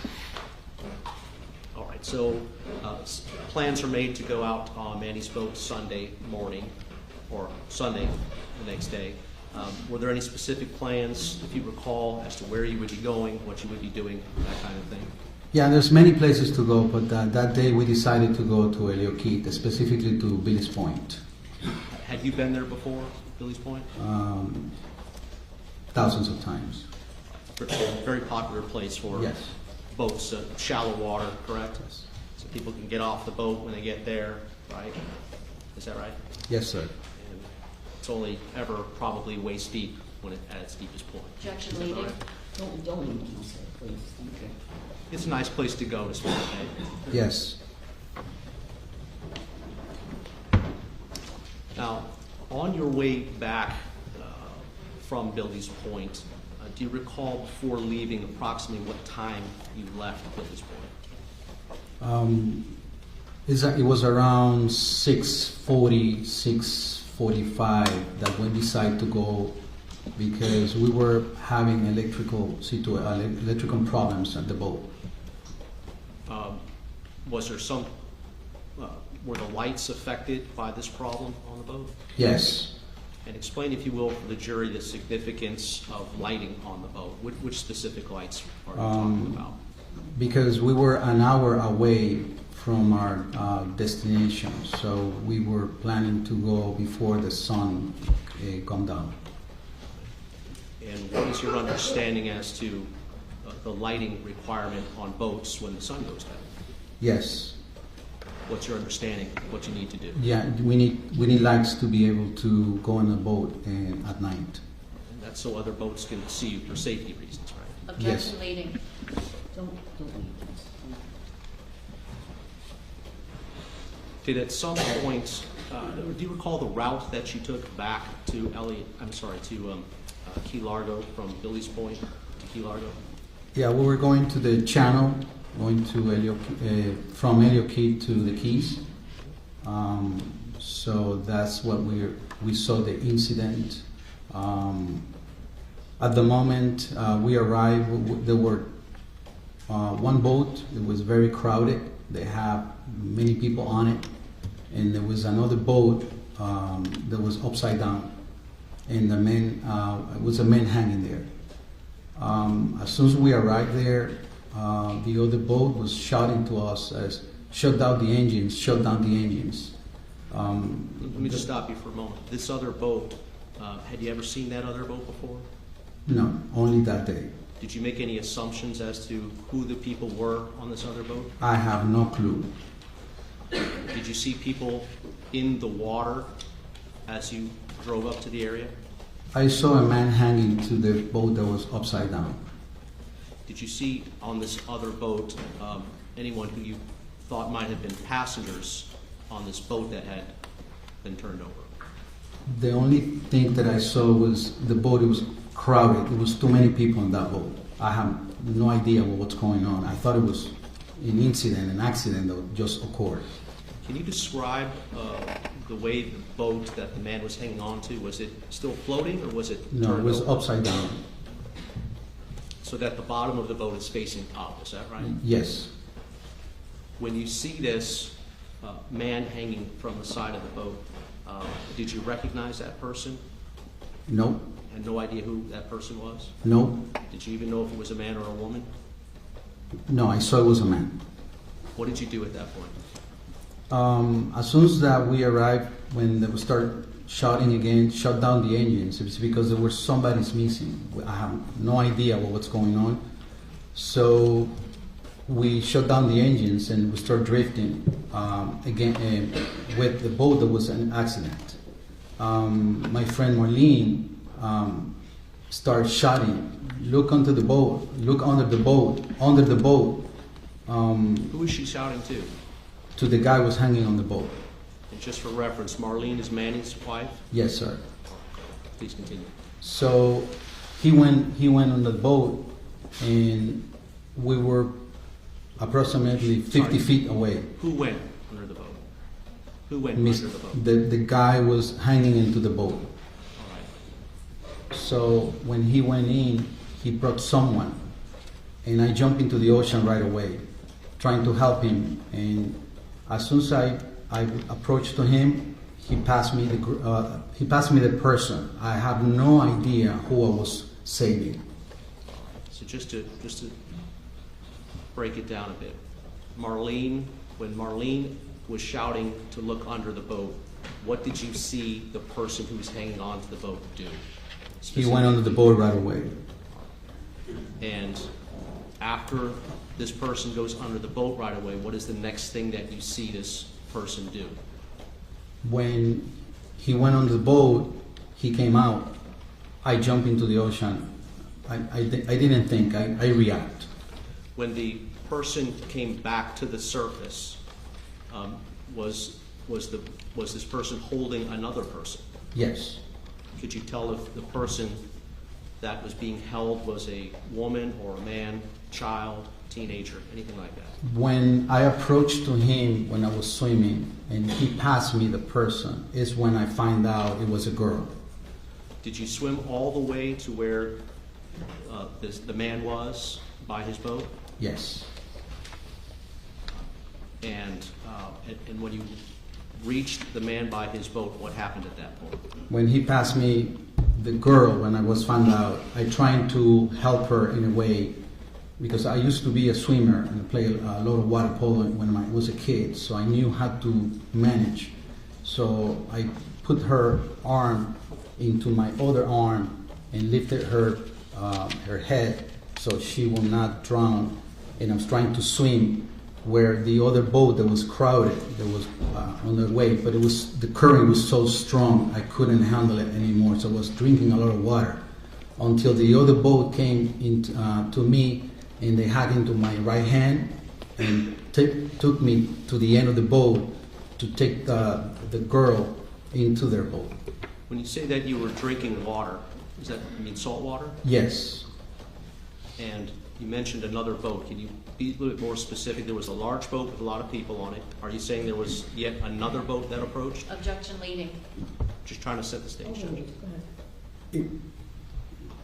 Well, I was swimming without to see where I was going specifically because I was trying to be away from the boat that was in the accident, and I knew there was a boy. The boat was coming into my direction of where I was. So as soon as he hung in my right arm, that's why right away I had a feeling that they were helping me. All right, so just again, this other boat, you said there was somebody in that boat that grabbed your arm? Yeah, the boat that was crowded with full of people. Right. Which boat are we talking about here? Are we talking about the large boat that was full of people Yes. that came to you? Yes. Or the smaller boat came to you and grabbed your hand? No, it was a small boat. It was not a bigger boat. Okay. Someone on that small boat came and took you by the arm, is that Yes. right? And what happened when they took you by the arm? They took me at the end of the boat, but right away I was telling, please, put the engine in neutral because I was going to the back. So I was afraid that, it was cause something else. So they grabbed the girl, Lucy, and right away I pushed myself out of it until my friends came to pick me up. You mentioned Lucy. Did you know the name of the girl that you were helping at that point? No, I knew Lucy. I knew it was Lucy the next day. How did you find out the name was Lucy the next day? When I wake up, my phone was ringing nonstop. There was a lot of people calling me because there were some friends at Ocean Reef that were at the moment that weekend. They were communicating with my wife that night she stayed because when we arrived at the Keys, I didn't want to stay at the Keys. I didn't feel good at it. So I told my wife, I don't want to stay here. I want to go home. So I went home that night around 8 and 9 o'clock, and I went to bed right away. So the next day there were a few friends calling me asking me what happened because I didn't know what was going on.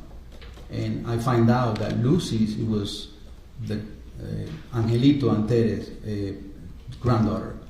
By the way, I know them very well. They were my neighbors. Okay, so the granddaughter of the individuals that you spoke about, are they related to they're obviously we're talking about the Fernandez family, is that correct? Yes. Let me take you back to having handed Lucy off into this other boat. Yeah.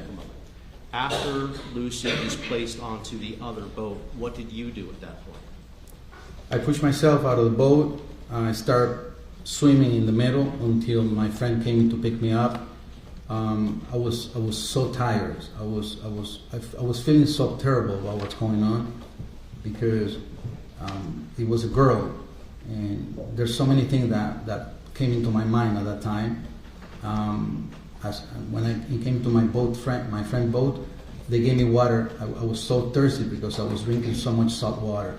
I told them, hey guys, our job is done here. We cannot do anything else. We are an hour away from home. We need to go. We have no lights. So we decided to go. So you left before police arrived to take any information? Yes, it was like around 5, 6 or 7 minutes past 7.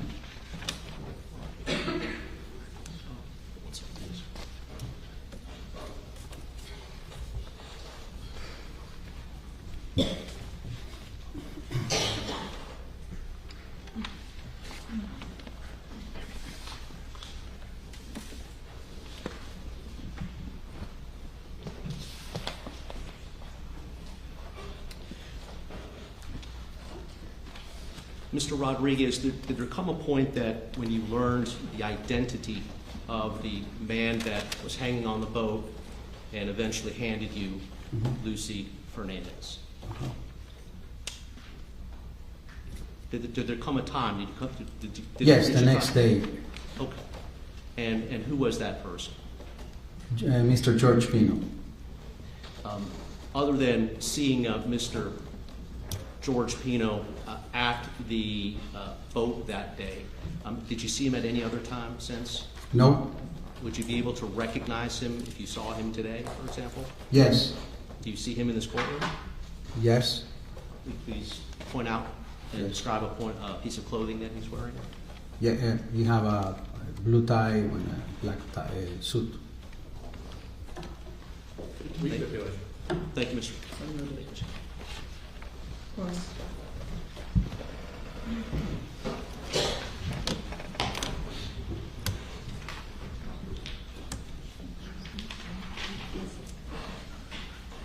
Mr. Rodriguez, Yes, ma'am.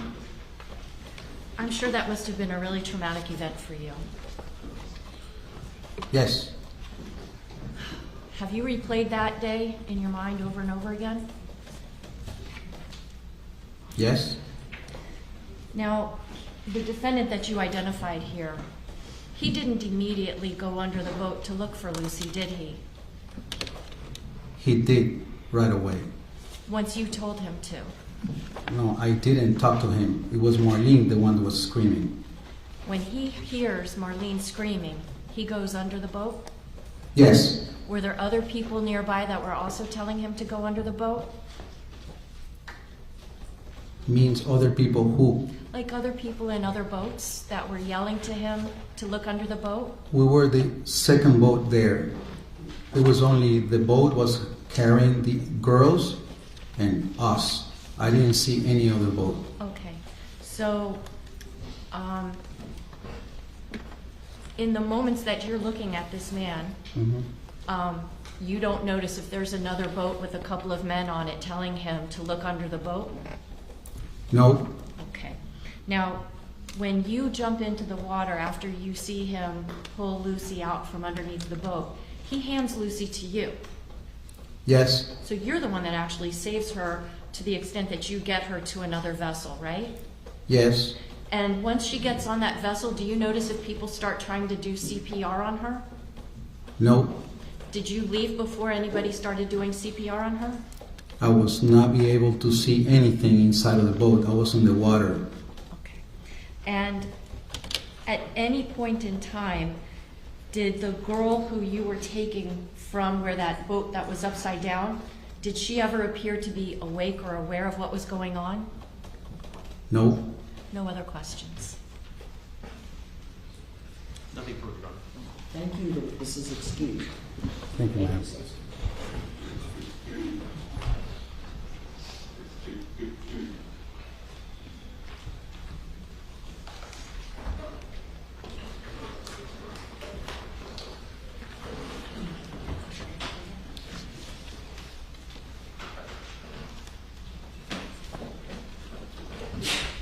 Yes? Do you have another witness you'd like to call? Yes. David Rodriguez. What was the name, sir? David Rodriguez. Thank you.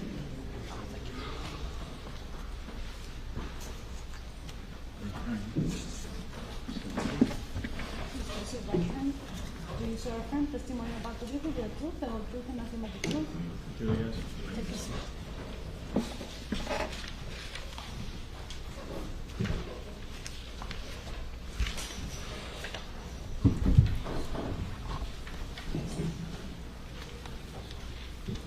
All right, so please keep your voice up. Microphone's this way, jury's this way, so you have to keep your voice up. Okay, thank you. Good afternoon, sir. Please introduce yourself to the jury. My name is David Rodriguez. Mr. Rodriguez, you know that I'm Mark Shapiro and I represent George Pino. Is that right? I do. You and I, prior to today, have had some interaction in connection with this case, correct? Correct, yes. By the way, Mr. Rodriguez, did you happen to notice the gentleman that was walking out of the courtroom as you were walking in? I saw the gentleman going out, yeah. His last name is Rodriguez as well. Is there any familial relationship with that person? No. So just coincidence of the last names? Yeah. Mr. Rodriguez, are you a boater? I am. Would you consider yourself an avid boater? Yeah, I think I am. What type of, do you own a boat? Yes. Did you own a boat in September of 2022? Yes. Now, you have a cousin who owns a boat as well, is that correct? That is correct. And do you recall if you were actually on a boat during the Labor Day weekend in September of 2022? Yes, I was using my cousin's boat. Can you describe what your cousin's boat looks like, the make and model, if you know? It's a 30-foot Cobra Cat. It's a center console, twin engine.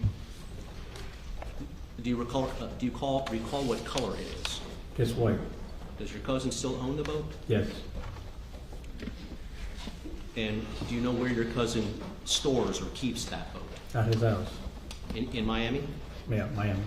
On September 4th, 2022, do you recall being in the Upper Keys area, Key Largo area, Isla Mirada? Yes, Isla Mirada. What were you doing that day? I was in the sandbar. Was somebody with you? Yeah, a friend of mine. A young lady? Yes, correct. Do you recall approximately when you got to that sandbar that day, more or less? Probably like at 9 a.m. Now, being that you were on your cousin's boat and that boat is kept at his house, how was it or where was it that you put his boat in the water? He launched the boat on Crandon Park Marina. Trailered it over there? That's correct. From Crandon Marina, you drove the boat to Isla Mirada? Yes. Do you recall approximately how long or how much time you spent at Isla Mirada that day? Since the morning that I was there, the whole day, probably to like 5:30. You recall what the conditions, the weather conditions and sea conditions were that day? It was like a very clear day, perfect seas, perfect day basically. How would you describe the performance capabilities of your cousin's boat that you were on that day? It's like a high performance center console. It's pretty fast compared to regular boats.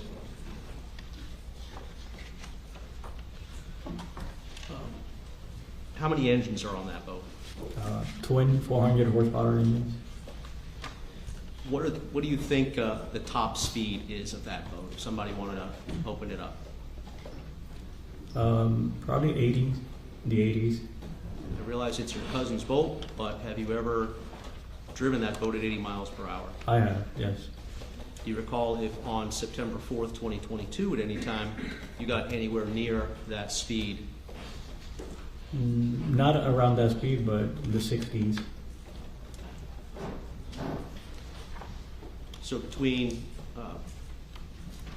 Crandon Marina and your destination at Isla Mirada, at some point were you cruising in the 60 mile per hour range?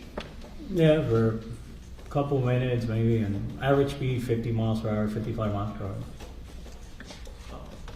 Was there anything about the weather conditions that made it unsafe on that day with those conditions to drive at that speed?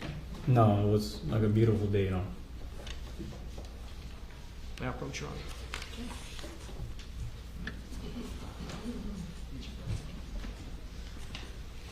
Mr. Rodriguez, I'm showing you what has been marked as Defense Exhibit A16, A17, A18, A19, and A20. I'd ask you to take a look at all of these exhibits and let the jury know if you recognize what's depicted in these photographs. Yes, that's the picture of my cousin's boat, my house. And is this the boat that we've been talking about this morning that you were on the day of September 4th? That is correct. And do these pictures accurately reflect what your cousin's boat looked like on September 4th, 2022? They do. It has different motors in that picture and the date of the incident, but yeah, it's the same boat. So the motors on the date of the incident versus when these photographs were taken, what is the difference between the motors? These are more modern engines, more powerful, but that's about it. Everything else is the same. What about the color? The color of the... Yes, these engines, the other engines were white and these were black. So the engines pictured in defense exhibits A16 through A20 are black engines. And that's right. And the engine colors on the boat on September 4th were white. Is that right? That's correct, yes. May I publish, Judge? Yes, you may. I'm sorry? Oh, yes. If there's no objection, I'll move these into evidence. No objection. Without objection. See what's been previously marked You can make it a composite. if you like. identification No? as defense. A16 is now defense exhibit M. And Ms. Mary? M as in Mary.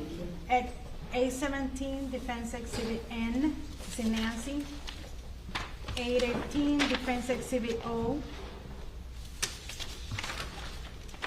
A19 defense exhibit P.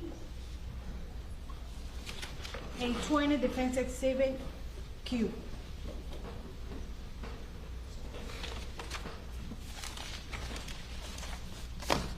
Thank you.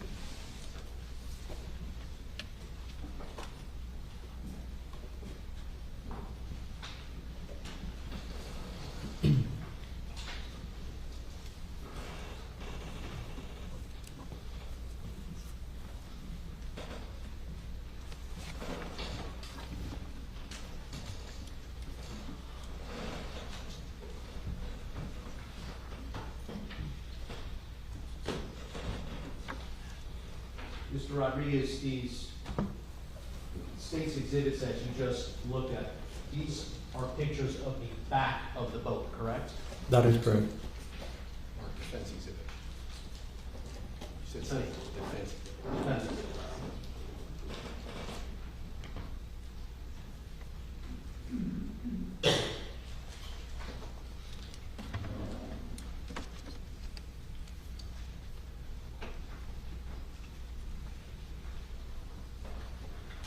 And there's also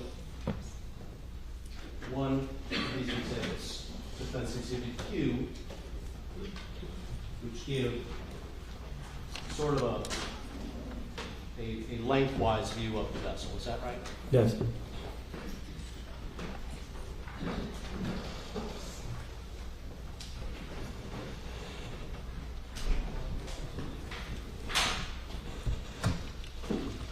At some point that day, you and your friend decided to head back north to go home. Is that right? Yes. Was the route that you took on your way back home the same route that you took on your way down to the Keys? That is correct. Yes. And what was that route? I left Crandon and all intercoastal, went under the Carson Bridge and all the way to Isla Mirada by the intercoastal on the bay side. So then on the way back, the same route. Is that correct? Exactly the same route. At some point, you start to near the area known as Cutter Bank. Is that right? Correct. Were you coming? There is a channel at Cutter Bank, isn't there? That's yes, correct. At what point are you able to see the channel at Cutter Bank that day? Once you go into the Carson Bridge heading north, you can see it. It's probably 2 or 3 miles out, but you can see from far. You can see. I guess it means I know the direction already, so I'm looking for it. But as you get close, it's not very visible from that length, but you can see it. Yeah. Do you recall what speed you were cruising at while you were at Hart Sound? Probably like 55. Same speed that you were cruising at on the way down? Yes. More or less? Yes. And, pardon me, was there something that caught your attention before you reached the Cutter Bank channel? Yes, when I passed Carson and I was driving maybe 2 minutes after I passed Carson, 2 minutes, I saw the keel of the boat, the bottom of the boat, from far away, and I figured somebody had capsized or had an accident, so I sped up to where the boat that I was looking at. So from 55 mile an hour cruising, more or less, you increased speed from that point? Yeah, I went like 70 after that. Were the conditions at that point of the day safe enough for you to cruise or drive your boat at 70 miles per hour? Yes, there were. Had the conditions not been safe enough to cruise at that speed, would you have done so? No, I would have not. So at 70 miles per hour, you are now heading toward the area where you see a keel of a boat. Is that right? Yes. Did it appear, it seems obvious, that there was a capsized vessel? Is that what you were seeing? Yes. From your position when you first saw the capsized vessel, you were unable to, were you able to see anybody in the water or around this capsized vessel? Not from the distance on. At some point, did you get close enough that you were able to see people in the water? Yes, when I approached, yeah. And in fact, were there people in the water as you approached? Yes. How many, roughly? There was mostly girls, teenage girls.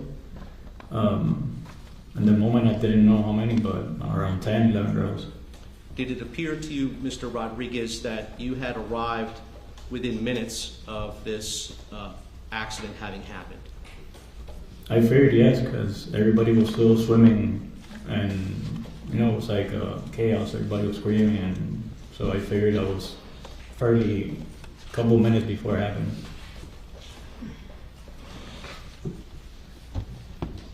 At some point, did you have any interaction with someone who later became known to you as George Pino?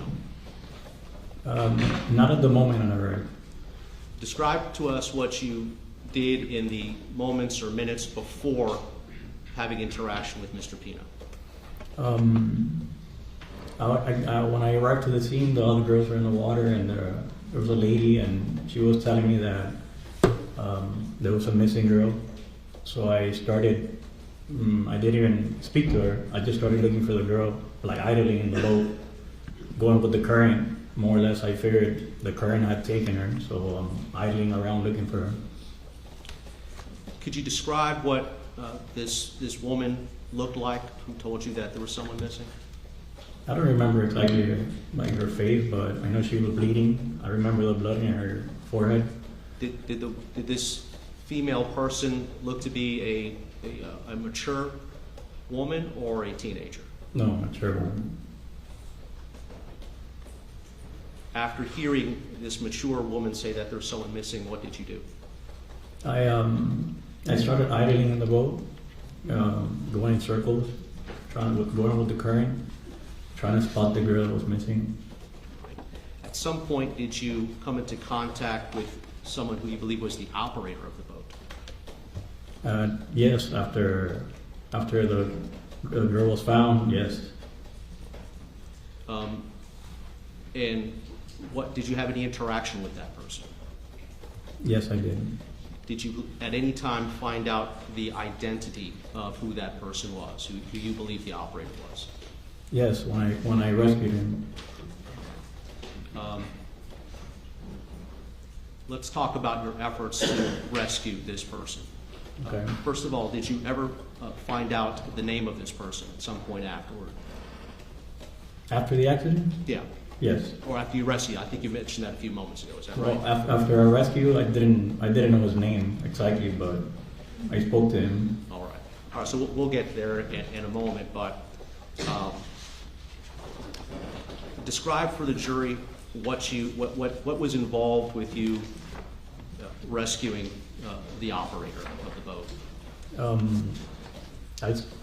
He was hanging from his boat, and the current has taken him far from the scene of the accident.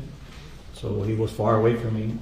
I don't know exactly the feet, but maybe like 150 feet already. The current had taken him, and I saw that he was getting away, and everybody was, well, the girls obviously in the incident, and at the same time that I was looking at him, I was calling the cops at the same time. So I didn't know if somebody called cops or reported the incident.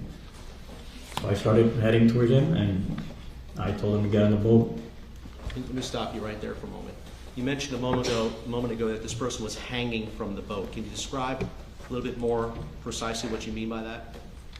He was hanging, the boat was capsized, and he was hanging like from the gun of the boat, from the side of the boat, with his two hands like that. I see. Was anyone else hanging onto the capsized boat as well? No. Just this individual, is that right? And you could tell that it was a male person? That's correct.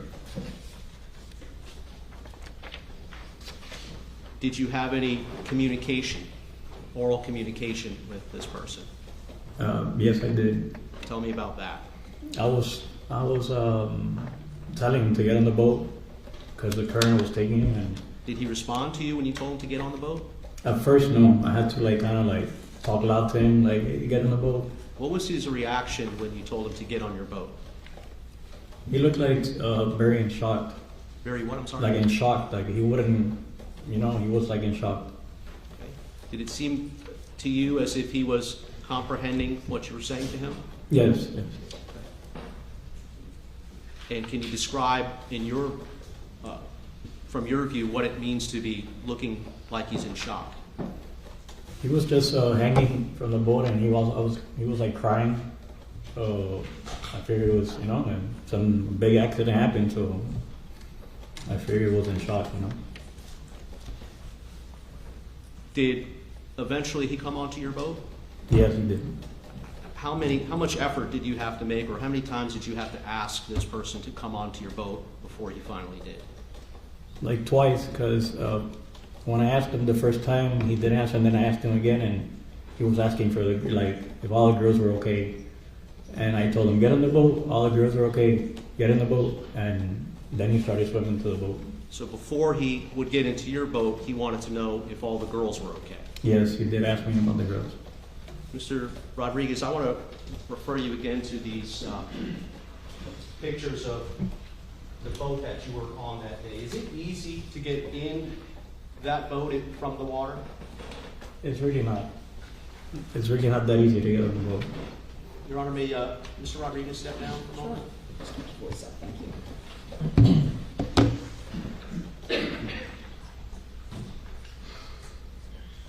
Mr. Rodriguez, I'm handing you what is Defense Exhibit M. I'm just going to hold this up. You can use my pen as a pointer if you like. What I want to ask you is if you can orientate the jury a little bit to the configuration of the back portion of your cousin's boat. First of all, these are the two engines I'm pointing at, the two black. That's pretty obvious, right? Right. Can you tell me what this steel-looking bar is and what it does? This is a tie bar. So what it does is helps the motors steer evenly. So one motor doesn't steer more than the other when you turn at high speed. When the boat is in the water, does this tie bar remain above the water or does it go below the water? No, it remains like the water, like 6 inches above the water. So while this boat is floating in the water and it's still, there's 6 inches between the surface of the water and this steel bar. Is that correct? That is correct. I presume the steel bar is not flexible in any way. Is that correct? No, it's a full stainless steel solid wire. Now does your cousin's boat have an entrance ladder or an entrance ramp? This will be a little platform here at the entrance. Okay, I'm going to show you a larger picture. This is Defense Exhibit Defense Exhibit M that we've been looking at. And now I'm going to show you Defense Exhibit N, which is a little bit of a closer shot. Is that right? Yes, correct. And still closer, I'm going to show you what is Defense Exhibit O. And that's probably the closer shot even of this entrance ramp. Is that right? That's correct. All right. So is there any way to get on your cousin's boat other than using this ladder, this ramp? No, that's the entry. Now there is a device under the what would you describe that as? A swim platform. Swim platform. So there's a device under the swim platform. Is that right? Correct. Is that movable at all? Yes. This is, you push it down with your hand with your foot, you get it on it, and automatically it retreats back once you climb into the swim platform. So let me show you what is in evidence as Defense Exhibit P. As compared to Defense Exhibit O. And please describe for the jury what we are seeing in Defense Exhibit P. The swim platform has this little step on the bottom, similar to, if you're not familiar with it, so you put your foot on it, and you press on it, and then step down, and automatically retreats back into this position once you let go of it. Now, when an individual wants to get onto your cousin's boat, they would have to do so from the rear portion of the boat, correct? That's correct. Where the engines are. Correct. Where the tie bar is between the two engines, correct? Correct. Is that right? That's correct. Now, describe for the jury physically what a person would have to do if they're trying to get onto this boat from in the water. You have to get into the tie bar, like kind of like on the water, and then you're gonna have to hang, like if it's deep water or wherever, you have to hang from the hatch. You see how it's 2 little handles here, like 2 little holes in the swim platform? So you grab it there very tight with your foot, and kind of you gotta be strong, like you get up because you don't have an actual grab bar. So what you're saying is that,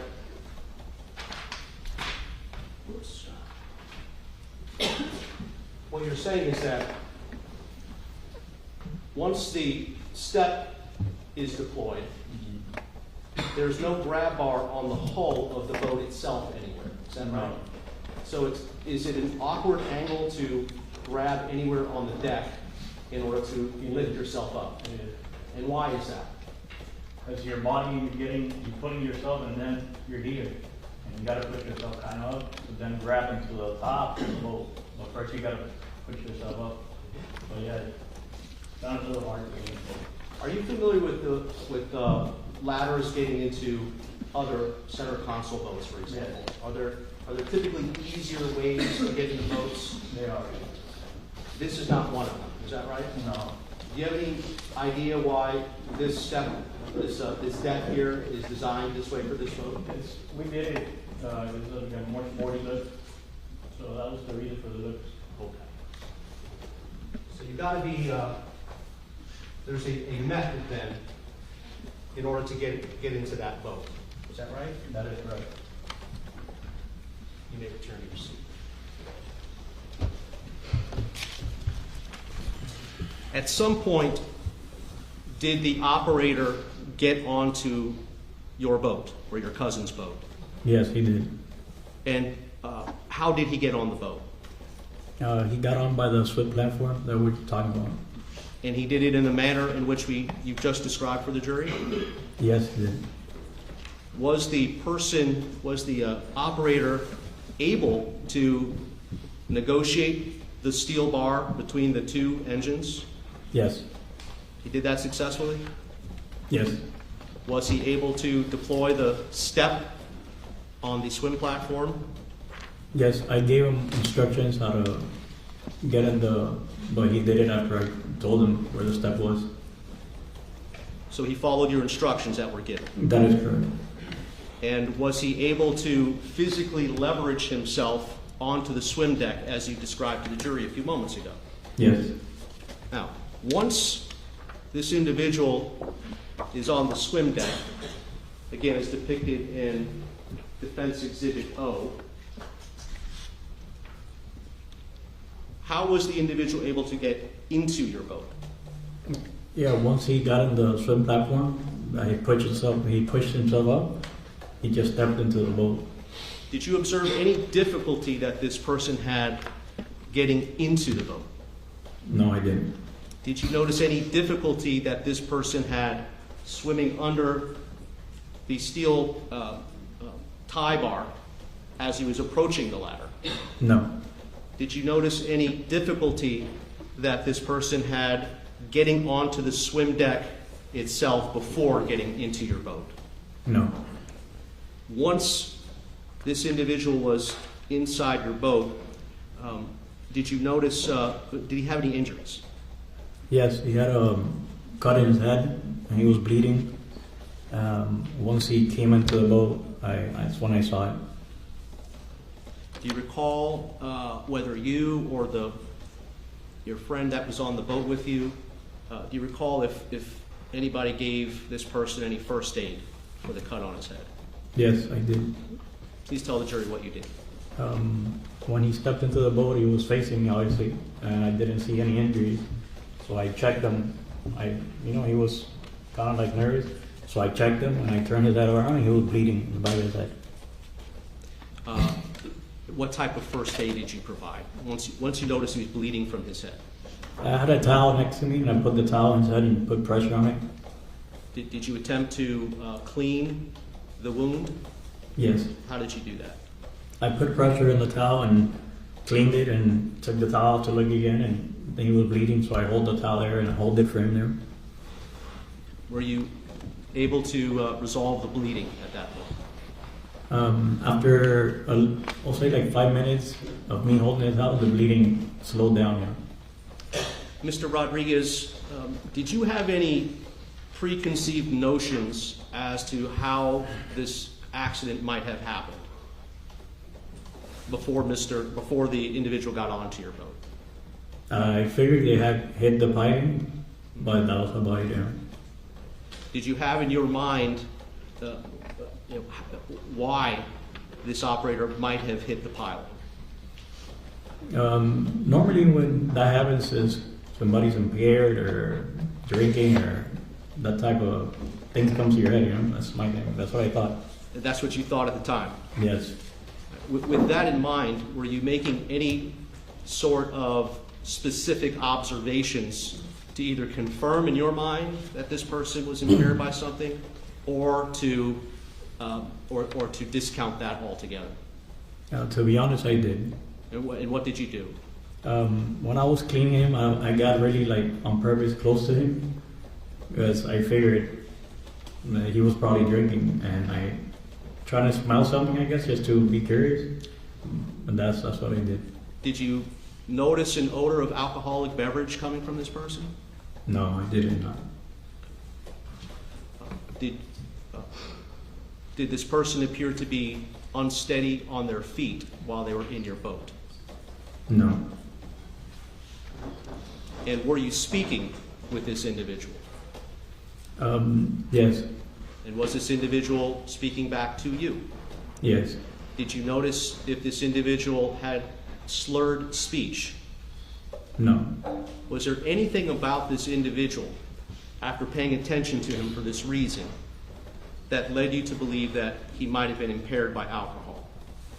No.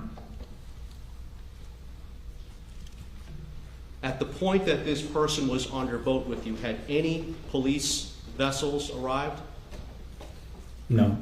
In fact, you had to call just to make sure that someone in fact called the police, is that right? I asked, after I got there, other boats started getting there, and it was like a commotion going on. So I screamed, asked anybody call 911, and everybody was like, not answering, so I called 911.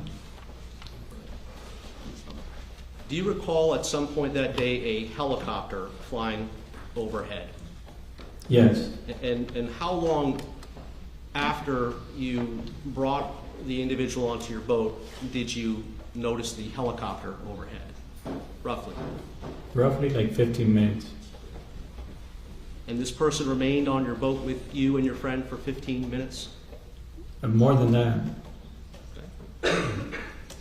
For those 15 minutes between the time that he got onto your boat to the time that you saw the helicopter. He remained on your boat at that point. That is correct.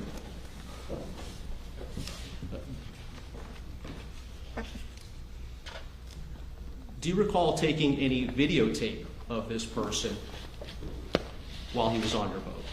Yes.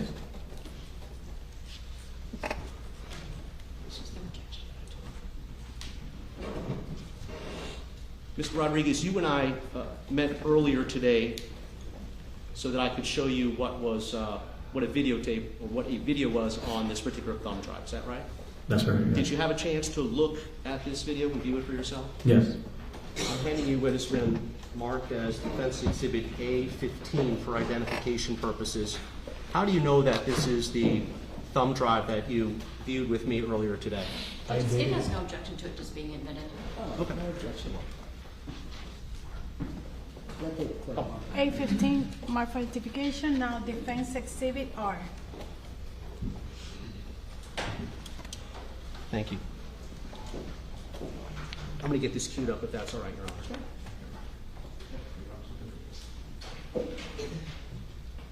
Just hold on for a second.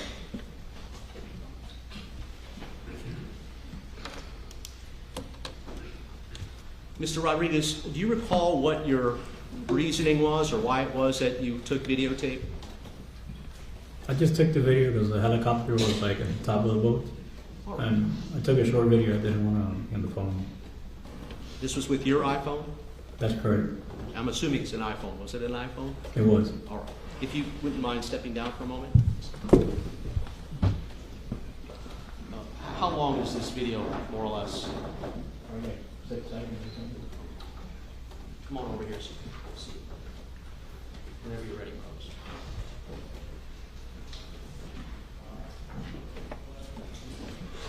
Hold on right just for a second.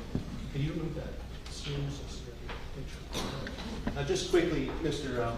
Rodriguez, just to follow up what you said earlier today, the engines in this picture are white. Is that right? And that's the only difference between this boat. Correct. The only difference is between the boat as it was then, September 4th, and as it is when those pictures were taken. Correct. That's it. Go ahead. One other thing. You see this boat in the background here? Mm-hmm. Is that a yes? Yes. Did you know any of the individuals on that boat? No. Did you have any interaction with the individuals on that boat that day that you recall? I don't recall. I don't exactly remember the boat, but it's a similar boat to the one that got next to me when we were looking for the girl that was missing. This is the video that you took.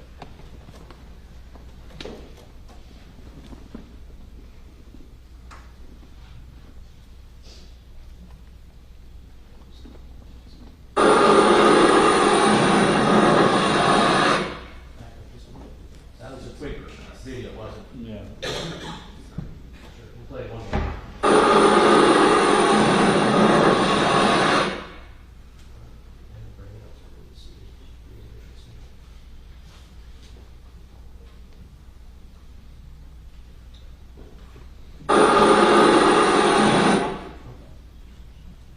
Mr. Rodriguez, the individual that is standing in the video in Defense Exhibit R that's the individual that you rescued from the water, is that correct? Yes.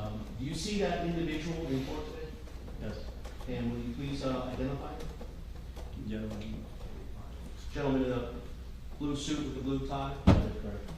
We'll stipulate that's George Pino, Your Honor. So identified. So, this is Mr. Pino, of course.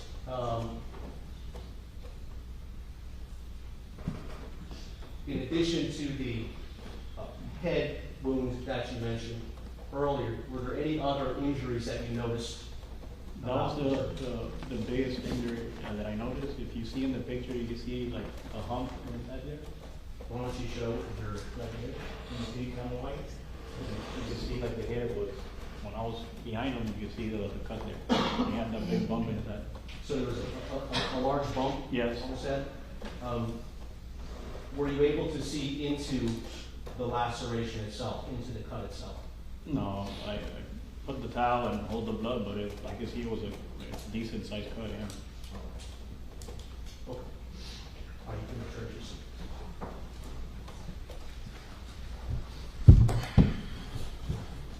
And again, the video, the timing, from a timing perspective, that helicopter had not yet evacuated anyone at that point, is that correct? No. Do you know if that helicopter ever evacuated anyone from that accident scene? Not the helicopter. Okay. There was an evacuation, how? The helicopter dropped a first responder, I guess, paramedic, and they left on a boat after that.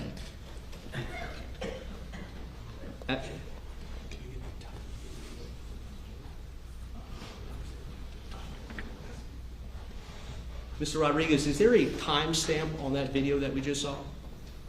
I will have to look at my phone or find the video. That was a while back. Okay. Do you have your iPhone with you today? Yeah. All right. Judge, may I ask the witness to look for that? Just double check on this day.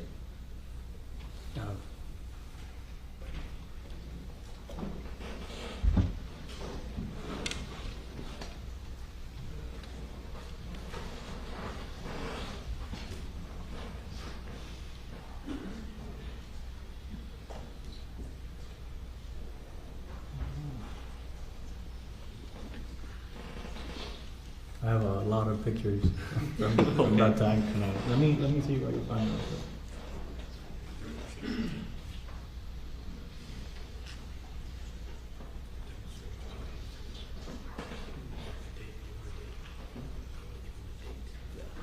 That's September 4th, 2022, of course.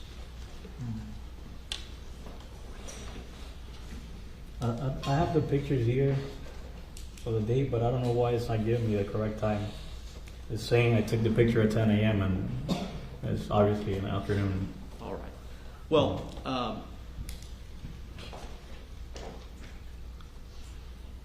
I found another picture that has the time on it. what does the time say? This picture says when I went to rescue him. A picture that I have, it says 7:04, but I don't see the time on the helicopter again. All right. So if that's all around the general time frame that you rescued Mr. Pino from the water, we're talking about 7:04. I'm sorry, I found the video. It's 7:14. 7:14. Yeah. Now, that video at 7:14, Mr. Pino had already been on your boat for 15 minutes, I think you said. Is that right? Yes. All right. So the photo, the picture that you just mentioned, that is timestamped 7:04, that probably is closer in time to when you actually rescued Mr. Pino from the water, correct? Objection pleading. Rephrase your question. Sure. please. Can you give an estimate based on viewing the pictures that you just looked at as to what the time was when Mr. Pino got onto your boat? Well, now I saw the time, but in the moment I'm not keeping track of the time. But after I took that picture of him in the water, before I rescued him, 2 minutes after he was on the boat. All right. You mentioned 7:04. Does that sound right? That's Yes. what the picture says anyway. Yes.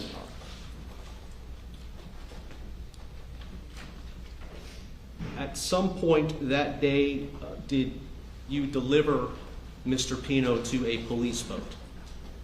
Yes. And after delivering Mr. Pino to the police boat, did you have any further involvement that day with this accident? No. Stand by.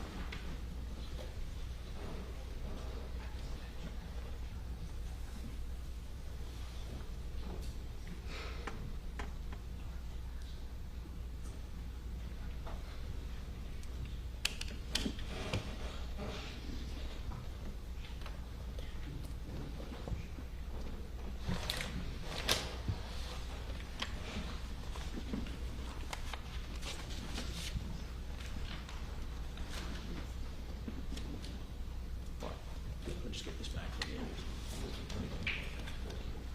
Thank you, Mr. Rodriguez. I don't have further questions.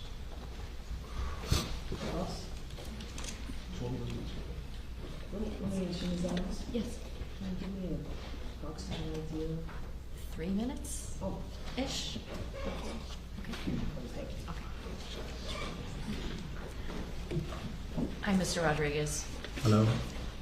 I want to ask you a question. When you were scrolling through your phone, can you go back in your photo log to the different images you took from that day for us? Yes. Okay, would you do that?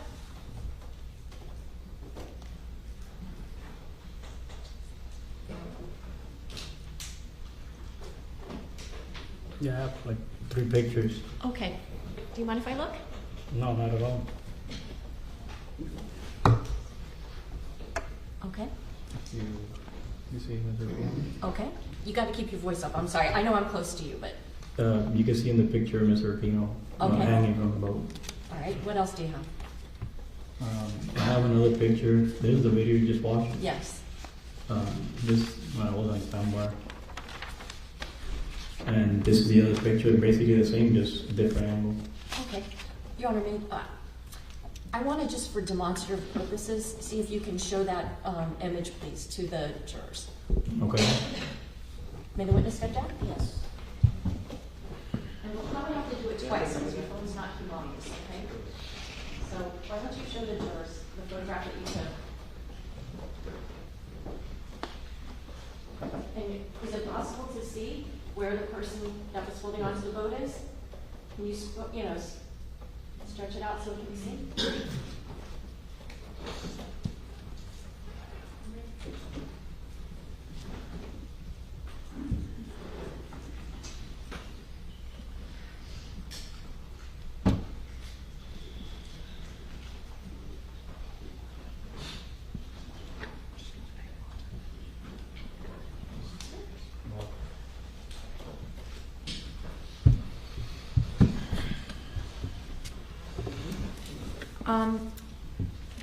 When you first see something in the distance that lets you think, oh my goodness, there's maybe an emergency there, about how long does it take you to get from where you are to the scene of that emergency?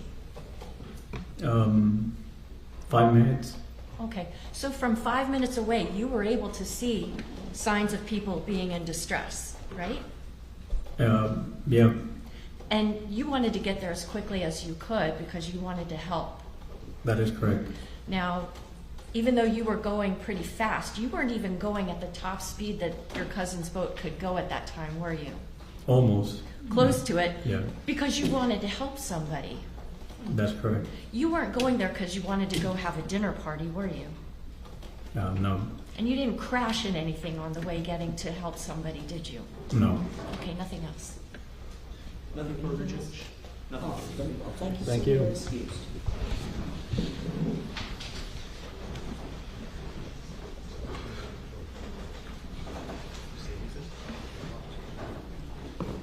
All right, ladies and gentlemen, we're going to take our lunch break at this time. Please put your notepads inside your envelopes. We're going to be having lunch until 2:15. 2:15, it's about 5 minutes to 1. Right now, 2:15. We'll return to the jury room on the 7th floor after lunch. Please do not discuss this case with each other. Ladies and gentlemen, please. Or with anyone else.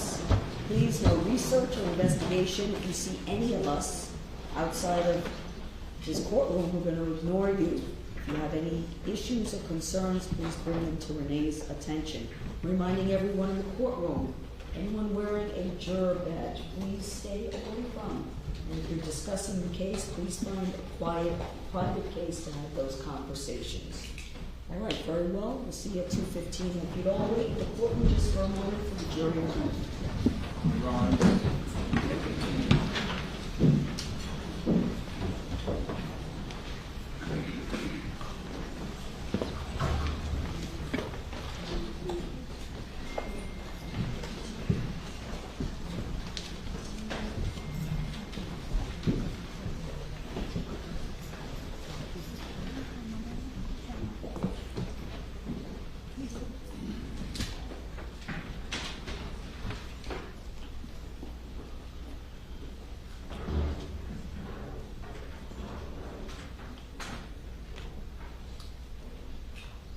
Okay, ladies and gentlemen, we'll be on lunch break until 2:15. Thank you.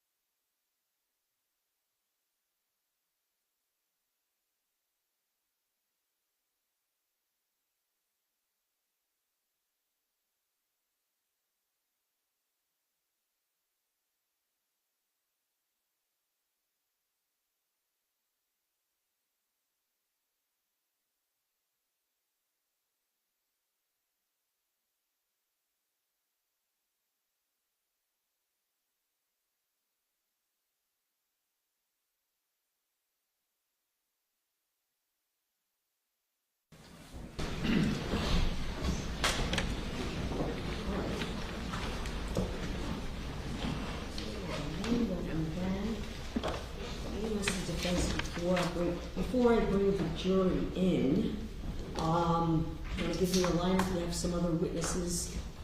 Yes, Judge. Our next witness would be Mrs. Pino, Sarah Pino. Okay. You think that'll take us to the end of the day? Okay. I think, yeah. And then tomorrow we would have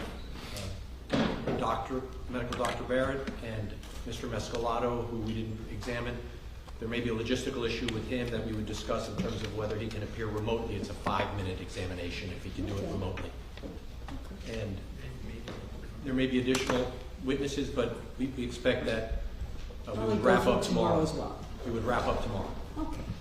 Very good. Okay then. Yeah, before the next witness takes the stand, I wanted to bring to the court's attention that I think it was on June the 5th, I had filed a motion for an order in limine regarding some photographs that I had gotten, I think it was the night before or something, and I believe some of those photographs the defense wants to introduce with this witness. Yes.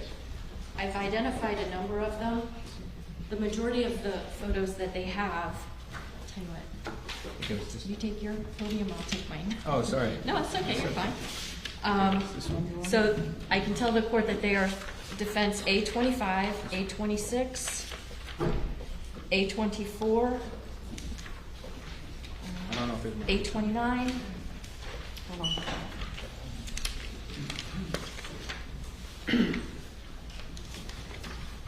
A30 and A31. These were photographs that were mentioned in the state's motion for an order in limine.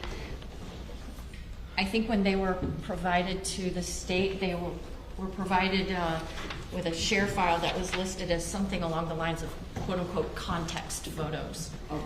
Whether that, I mean, not that that's really relevant, but I think that's what the defense is using them for, and I don't think that they're relevant. 2 of those are day of photos? Did you mean to include those? No, The day of, there's 2 there. no, that are I day didn't. of. I'm not sure if you knew that. That's not the On day to of. which one Those are do day you of? have an objection to? This is the day of? If so, yeah. Or the same picture? You want 2 of the same? They're a little different. That's okay. Might not be. And then that one. The last one there.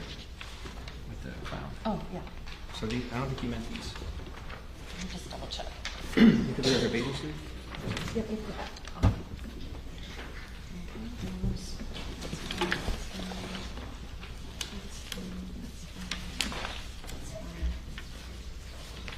Judge, the 2 that I would object to actually are defense A25 and defense A24 and defense A26. So there's 3 of them that Yes, you have Judge. an objection to. Yes.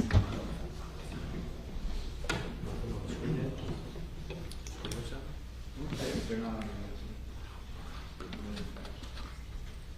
We could throw it. All right, so A25, A24, excuse me. I have to, can I see it? Yes.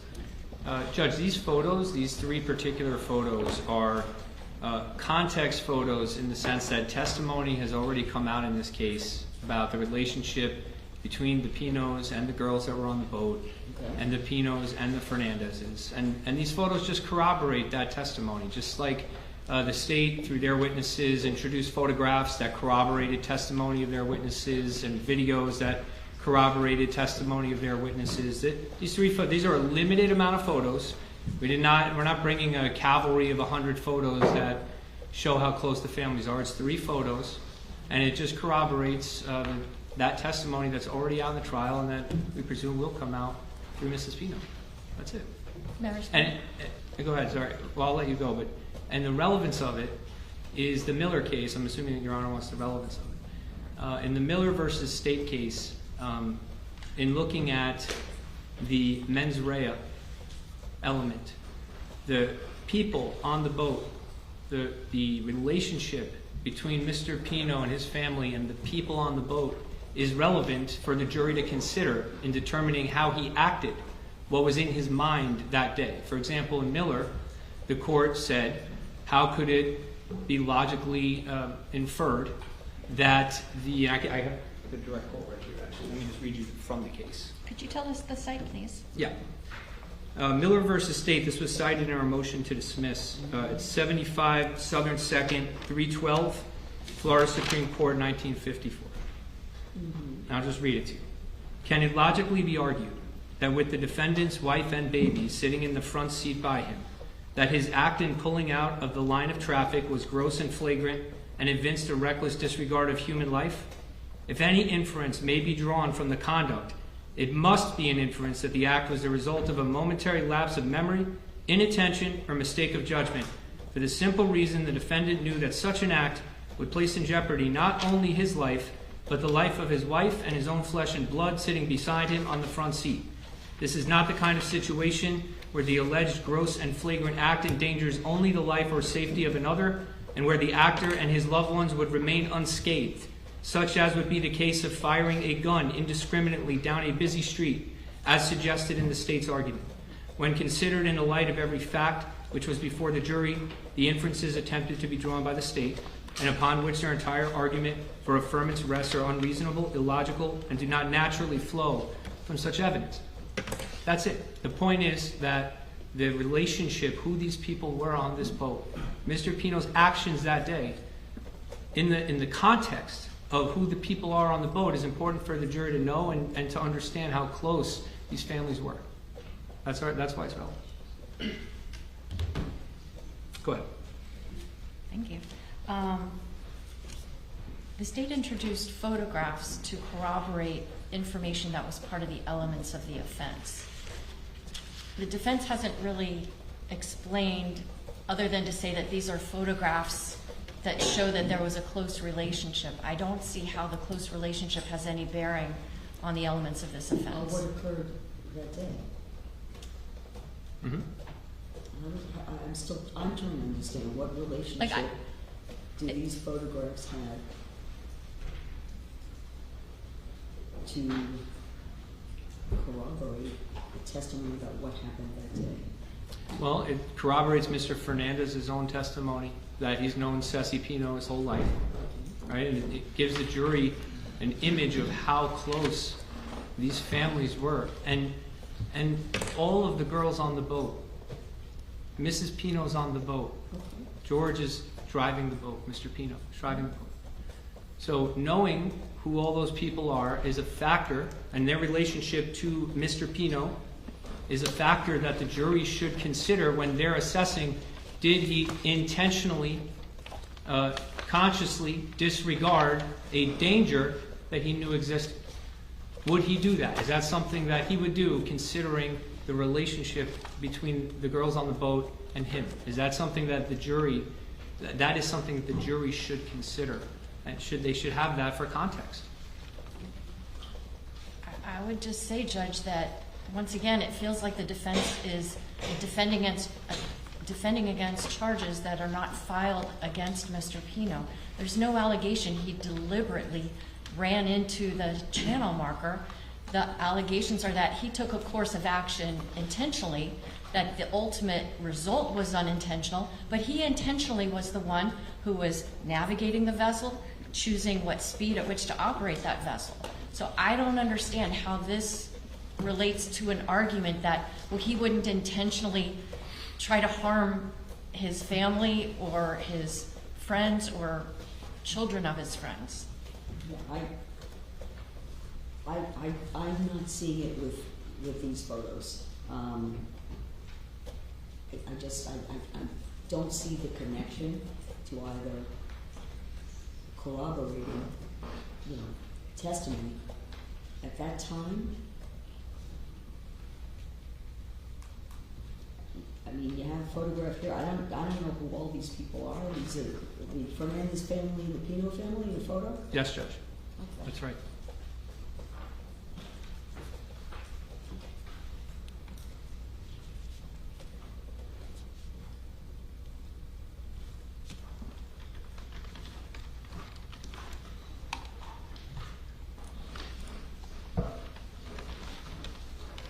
And I would also point out that if they were to introduce those photos, it may open up a door to me bringing out some information about how the Fernandez family feels about the Pino family at this point in time, and why that photograph is no longer an accurate depiction of their feelings toward the Pinos. So there's that.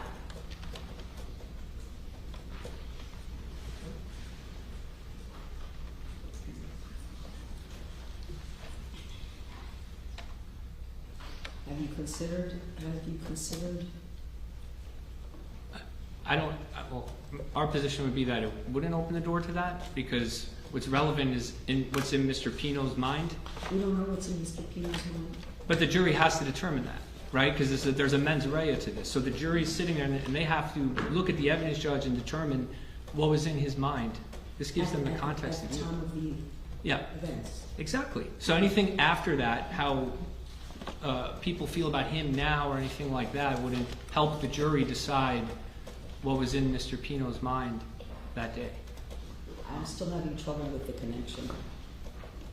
So I'm gonna 824 and 826 deny. I'll think about an 825. I'll think about it. I'll reserve an 825. Your Honor, when Your Honor is saying denied, does that mean that this court is going to sustain the state's objection to them being Yes. admitted? Yes. Okay. They're not gonna be admitted because they're on a motion and I'll reserve right now. I wanna hear the testimony. Judge, just to be clear, I'm sorry, 824 is just a picture of a previous boat trip with some of the girls on the boat. Your Honor is not allowing that in? No. Okay. Your Honor, may I inquire which exhibit number is the one you're holding, please? This is 825. I'll reserve on 825.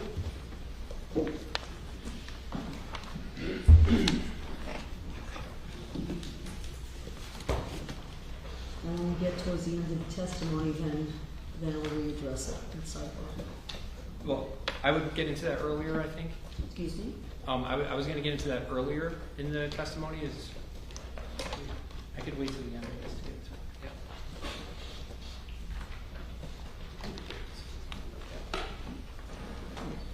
That's it? From the state, yes, Your Honor.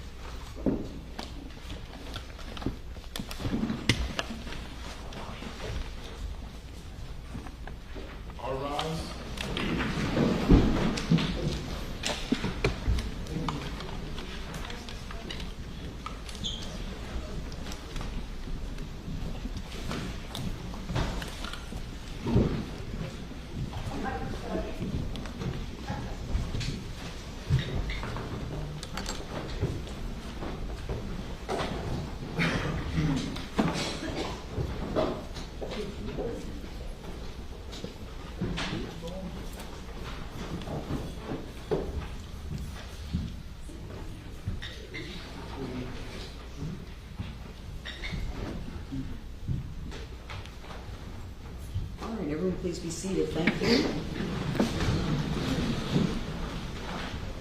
All right, defense.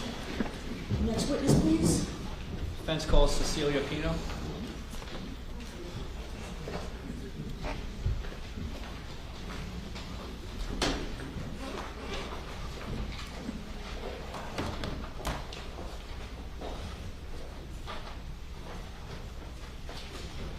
You solemnly swear or affirm to tell the truth, the whole truth, and nothing but the truth? Yes.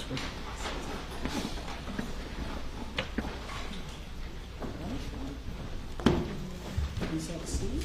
Thank you. And keep your voice nice and low into the microphone, even though it's in one direction and the jury's in the other direction. Okay. Can I move this together? So I'm going to unplug anything. No, we're good. We're good? Okay. Very good. Good afternoon, Mrs. Pino. Good afternoon. My name is Ed Armelino. I represent your husband, George Pino. You've met me before? Yes. We've discussed this case before? Yes. Last week, you testified in front of the jury, correct? Yes. Was that the first time that you've ever testified in a trial? Yes. Is it safe to say you're nervous? Yes. So let's start easy. Can you please turn to the jury and tell them your name? My name is Cecilia Pino. And how old are you? I am 51. How long have you been married? We've been married for 25 years. And who are you married to? George Pino. Can you point to George in the courtroom and identify him by an article of clothing? He's wearing a black suit and a white shirt and blue tie. Do you need water or tissue? No. Okay. What do you do for work? I work at my husband's company. I'm in charge of marketing and social media and event planning. So, what's the name of your husband's company? State Street Realty. Did you go to college? I did. Where'd you go? I went to the University of Florida and I graduated with a marketing degree. And do you do marketing now for your husband's company? Yes. Prior to working for your husband's company, did you have other jobs? I did. I've worked in retail. I worked in public relations in a public relations company. I worked in pharmaceutical sales. And then eventually, how did you come to work for his company? When he started the company, I wanted to help him, and I had a public relations and marketing background, so that is what I do for the company. I send out press releases, work on Instagram and social media and marketing, and any events I help coordinate. Do you and George have any children? We do. We have 2 daughters, And what are their names? Carolina and Cecilia. And when were they born? Carolina was born in 2003, and Ceci was born in 2004. When they were born, did you take any time off work, or did you work through that? How did that work? I did. I was in pharmaceutical sales at the time, and my husband and I decided that I would stay home and raise my girls. Did you, as they grew up, were you involved heavily in the schools? Yes. Both my girls went to Epiphany School, and which is also where George and I went. And I was very involved in the school. I've always been involved in their schools, whether it's as a room mom, the mom when they play soccer, like in charge of the team mom.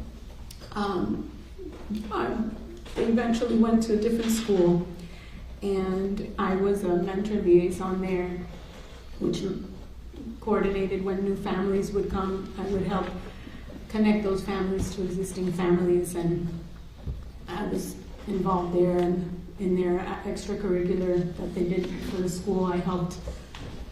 They called me there the soccer mom as well. You said you were a room mom. What does that mean? Room mom is like when each class has a parent, a room parent. It can be a dad as well, and you help the teacher coordinate if there's activities, or you're the liaison between the teacher and the parent. So as a room mom, did you become familiar with any of the students that were in the class? Yes. And were any of those students friendly with your daughter? Yes. Do you remember at Epiphany any of the girls who you were a room mom for that class? Yes. My girls have had a lot of their friends have been lifelong friends from their days at Epiphany and high school too. And we'll get there, but eventually on September 4th, 2022, there was a boating accident, right? Yes. And there were, how many girls were on the boat that were friends with your daughter? There were 11 girls on the boat. And so Ceci has had a relationship, my daughters from Epiphany, when they started in pre-K4 with most of these girls. Kathy, Claudia, Lucy, Natalie, Carolina, they all went to Epiphany together.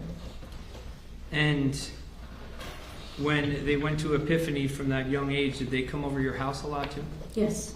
And when they would come over, would Mr. Pino be there too? Yes. Did Mr. Pino know those girls? Yes, we have known those girls, and we've loved those girls since they were little. And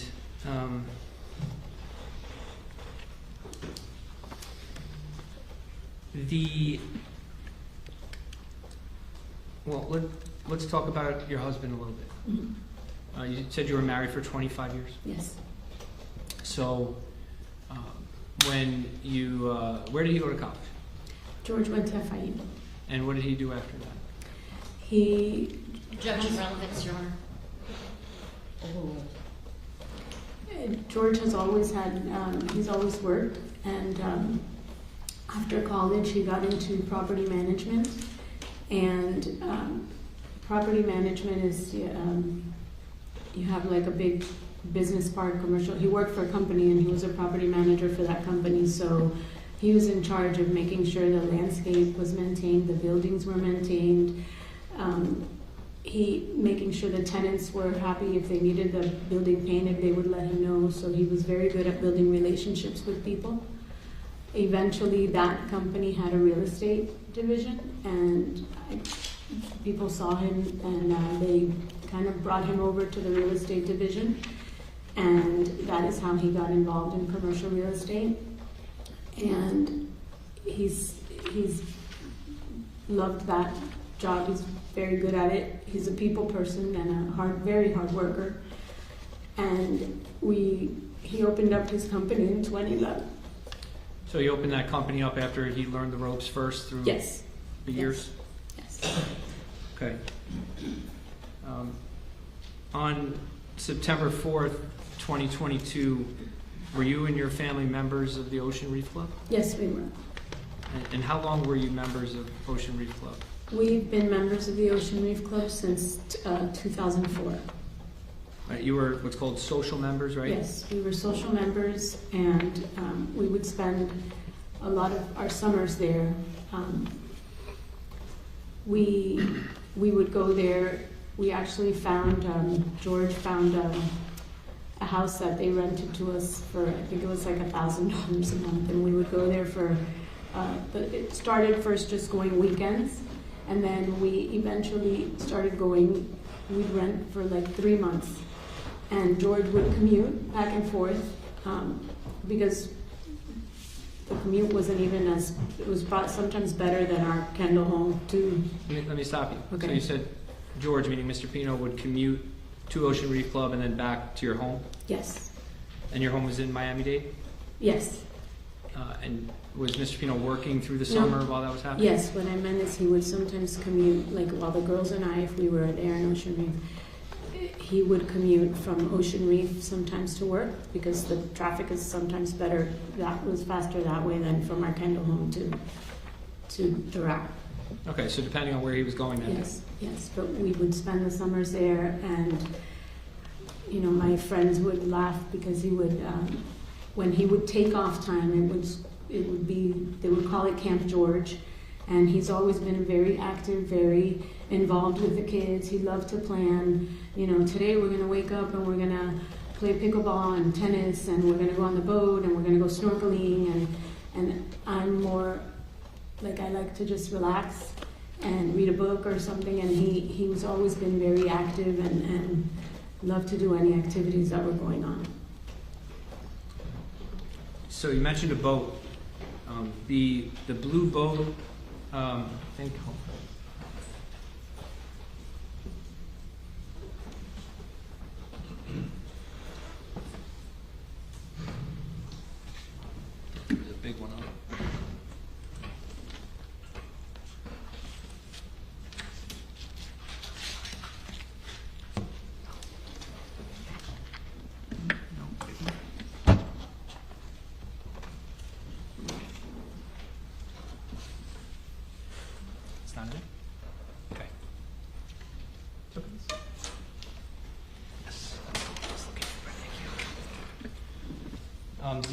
Showing the witness what's been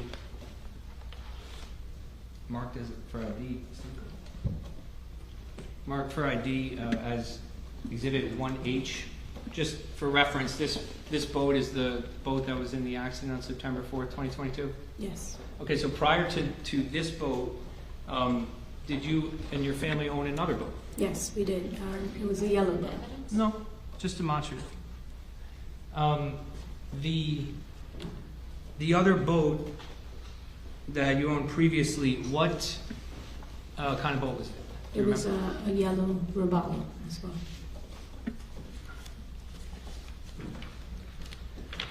I'm showing the witness what's been marked for ID as Exhibit A22. Well, I'm showing, oh, the state, yes. Showing the state. Now showing the witness what's been marked as A22. Mrs. Pino, take a look at that. Do you recognize that? Yes, this is our yellow boat. Is that the boat that you previously owned to the blue boat? Yes. And you've seen this picture before? Yes. So to offer A22 into evidence? No objection. Without objection. A22, marked for identification, defense exhibit S.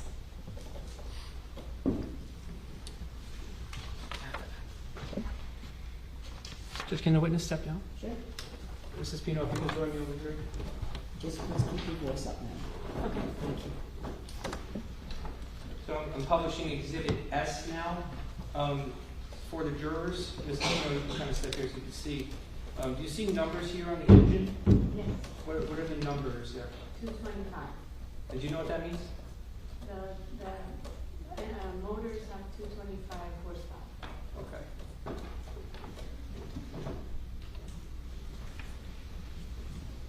Thank you.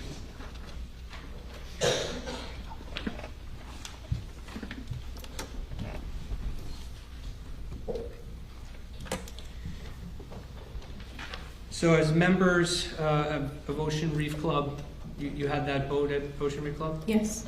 As members there, did you oftentimes vacation with some of your friends? Yes, we Like who?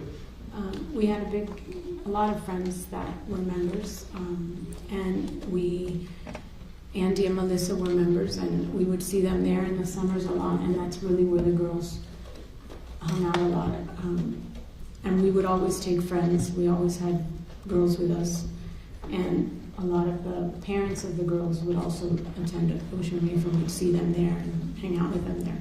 Okay, and for clarity, when you say Andy and Melissa, you mean Andy and Melissa Fernandez? Correct. And when you say the girls, who are you referring to? Are they kids, adults? Lucy, Sassy, Gatti, Coco would come with us. All the girls we've taken there before. Okay, and on any of these trips, is this where it would be kind of like Camp George, like you said? Yes.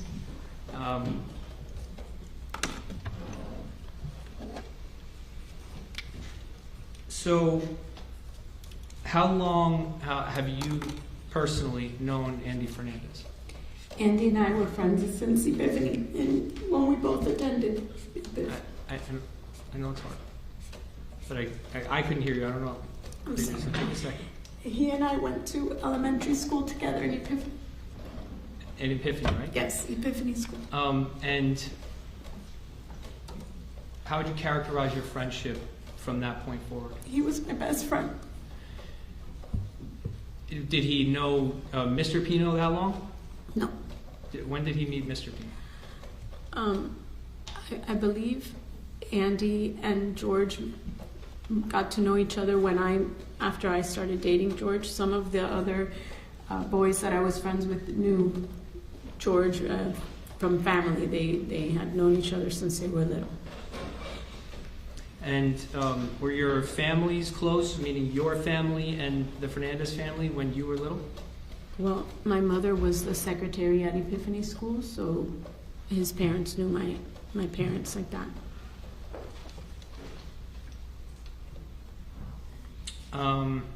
What about through high school and college? You guys remained friends? We were very close through high school, all through college.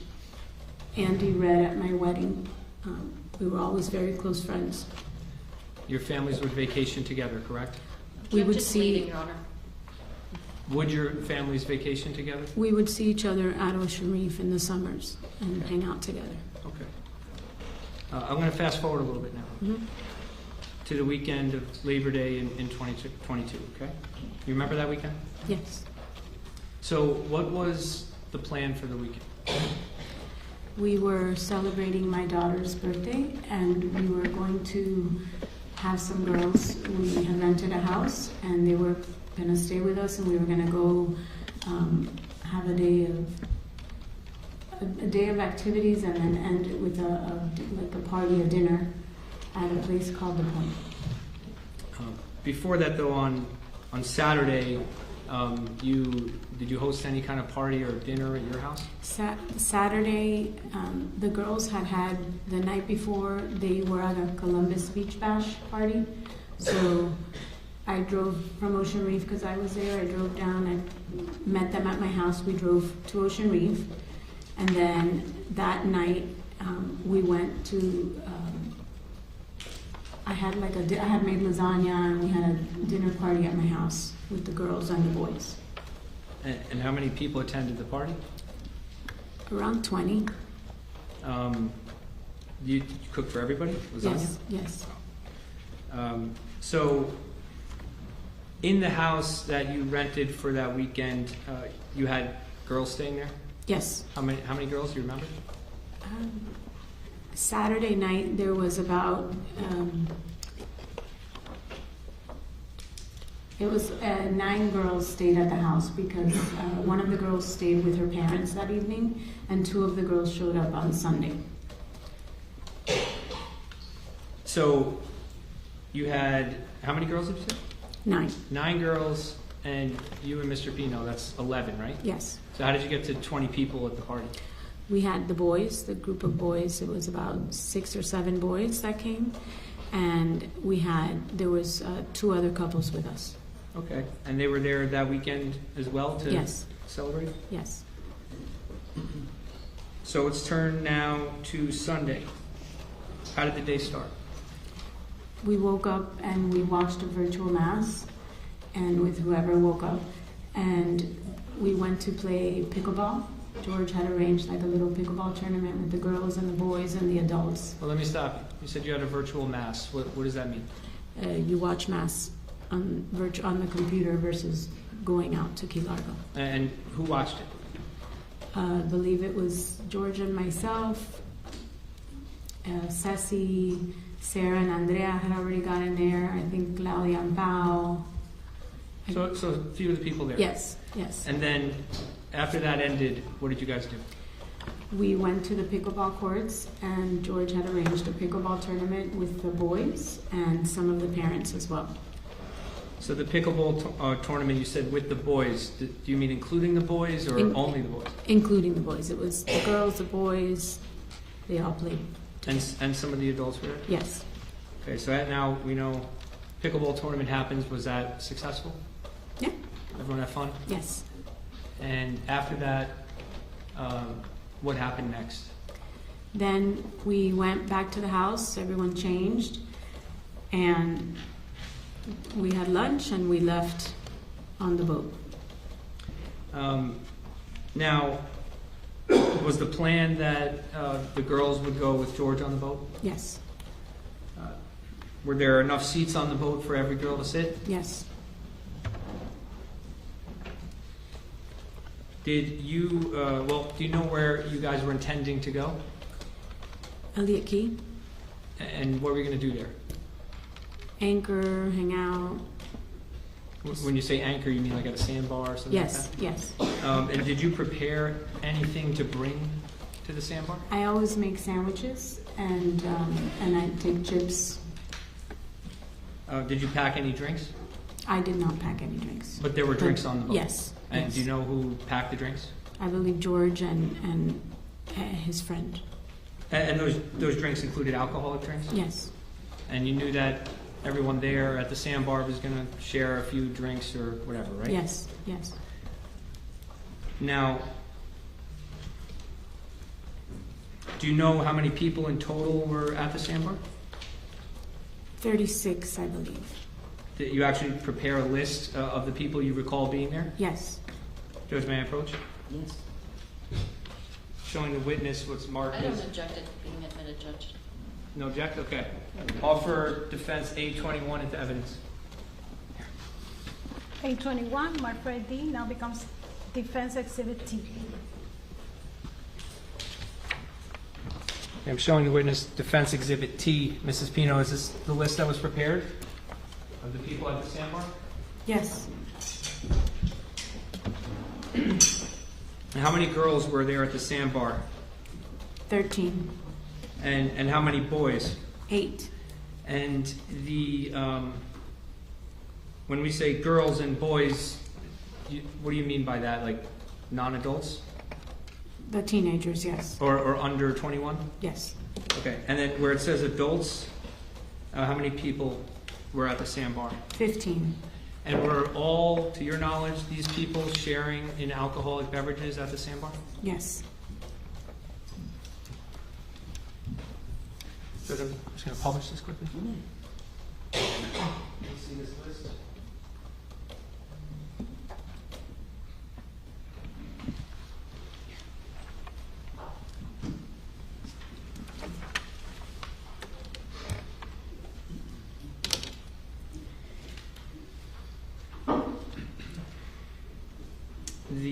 The 15 adults included you and George, correct? Correct. So it wasn't 15 plus you two, it included you? Right. Okay, it also included Andy and Melissa were there? Correct.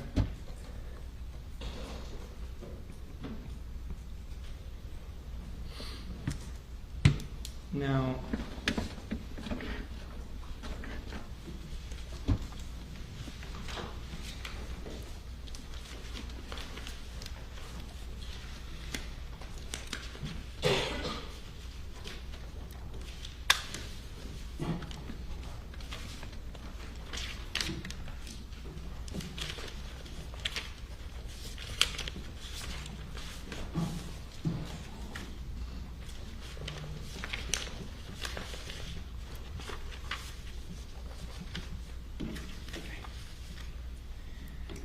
at the sandbar, you testified, I think last week you had 1 to 2 Prosecco's and, how do you say it? Chambord. Chambord. What is that? A liqueur. Like a flavored thing? Yes. So when you had those 1 to 2 drinks, did you yourself feel impaired? No. Did you feel like you were buzzed? No. How long were you there at the sandbar? 2 or 3 hours. Now, at the sandbar, do you know if Mr. Pino was drinking alcohol? I didn't see him. Why didn't you see him? I just didn't. When we were there and I was hanging out mostly with the wives, I didn't notice if he was or wasn't having. I honestly don't remember or I didn't see him. All right, so you, when you say you didn't see him, did you physically see him? Yes, he was there. Everybody was together. It wasn't, I know he was there. I just don't. And let's go back to the list. Can I have that list back?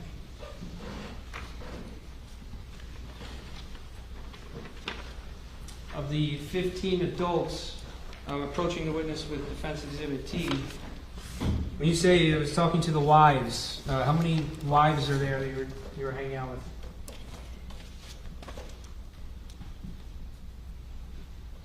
5, 6 women. Okay. Can you say their names? Yes. Lourdes, Margie, Tiffany, Melissa, Kelly, and Kelly's friend. You and George would go to sandbars often? Yes. And when you would go, would this be common for you to hang out with the wives and George to hang out elsewhere? Yes.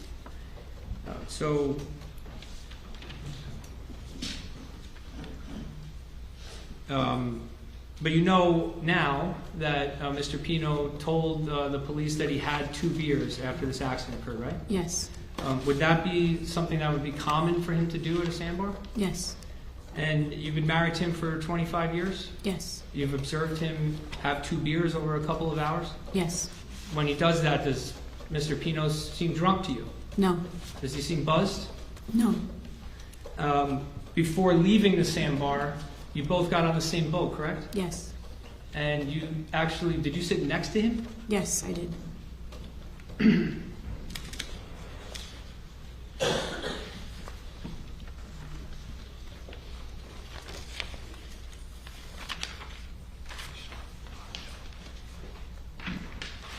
I don't object to this, Judge. No objection, Judge, to offer 827 and 828 into evidence? 827, mark for identification, now defense exhibit U. 828, defense exhibit V, as in Victor. Thank you. So I'm showing you U and V, defense exhibit U and defense exhibit V. Are these the same exact photo? Yes, What's the difference between the two? Why are they two different exhibits? this one looks like if it's from the phone, and this one is just zoomed in. What do you mean this one is from the Like, phone? this one has the date and the time. Why don't we go and show the jury if that's okay with you? Sure. Thank you. So I'm going to sit so I can get closer. You kind of. Okay, so you got two photos here. Are they the same photo? Okay, so why are they two separate exhibits? What is that? I need you to keep your voice up, I'm sorry, I can't hear you. This one has the date and time, here, and that one is just So that time on exhibit U on the top left there, what does that time say? 80.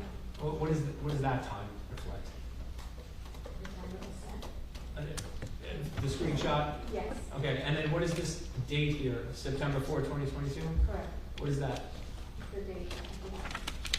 Is that the date the picture was taken? Yes, And then what about that gray time there underneath that? What number does that say? 6:30. It says 1831, it's not, but it's 6:31. That would be 6:31 p.m.? Yes. Okay.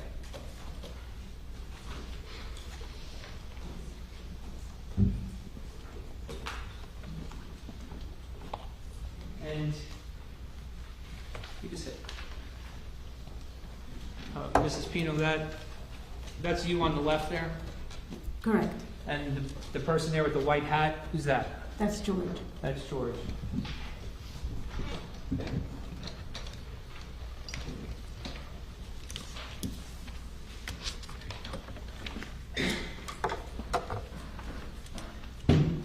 So you were sitting right next to Mr. Pino on the boat, right? Yes, So before you left the sandbar, what did you do?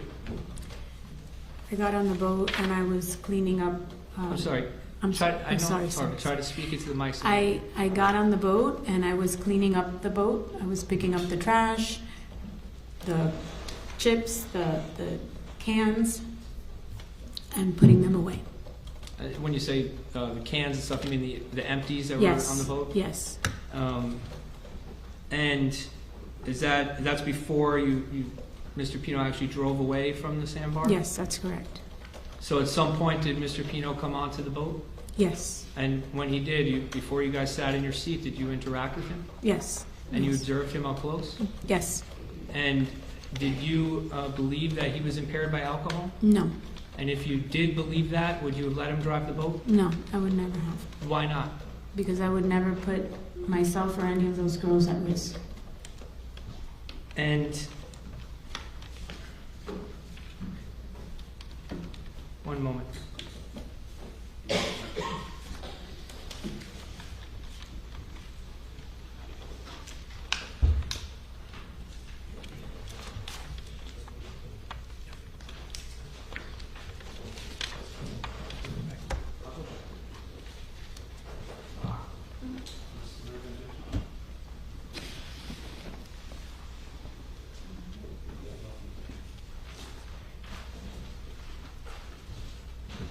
Judge, I believe there's no objection.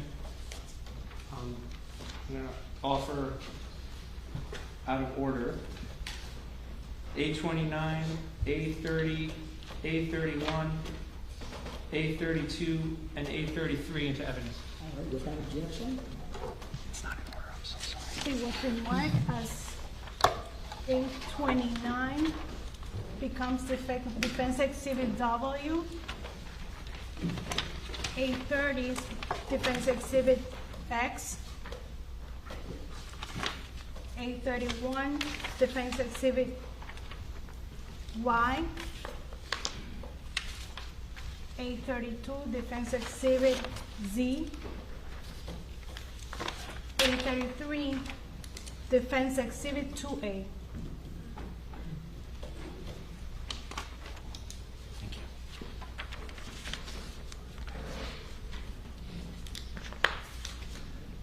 Okay, Mrs. Pino, I'm going to go through these with you. Defense Exhibit W. Do you recognize who's in this photograph? Yes. Who is it? Cami, Ceci, and George. Wait, your name's Ceci. When you say Ceci, you mean your daughter? Yes. And do you know when this photo was taken? The day of the accident. Is this at Billy's Point at the sandbar? Yes. In the public check?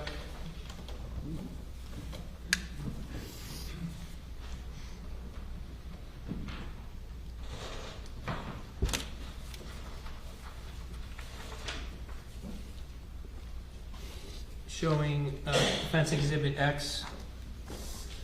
Do you recognize the people in this picture? Yes. Yes. Who are they? Carolina, Lucy, Coco, Claudia, and Ceci, and George. And where's George? He was doing compartment stuff. Okay. And was this taken on September 4th, 2022? Yes, it was. Was this before you left Billy's Point to head back to Ocean Reef? Yes, it was.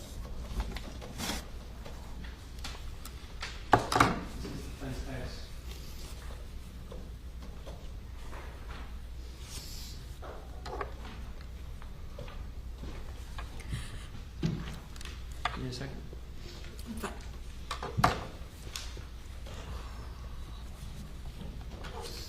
Okay, kind of do these faster so we can just, okay. This is defense Y, defense Z already in evidence, and defense 2A. You recognize these photographs? Yes. And were they all taken on September 4th, 2022? Yes. Were they all taken at the sandbar? This one was not. Where was this one taken? We were leaving out of Ocean Reef because you could see the house or condo there. Okay, so the boat's idling here? Yes. Okay. And the public judge? Yes.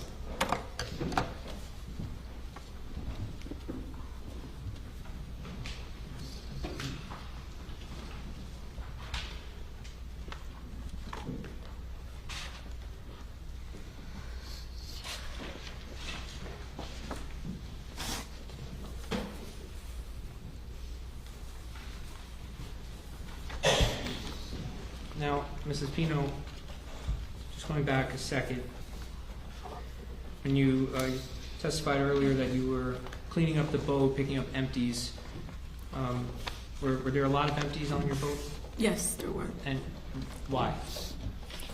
When the kids were mostly hanging around the boys and girls and whoever is around the boat, usually they just throw whatever you're drinking on that boat because you're not going to hold the whole time. So we had whoever was hanging around the boat would throw it with adults. Did you observe that? Yes. Now,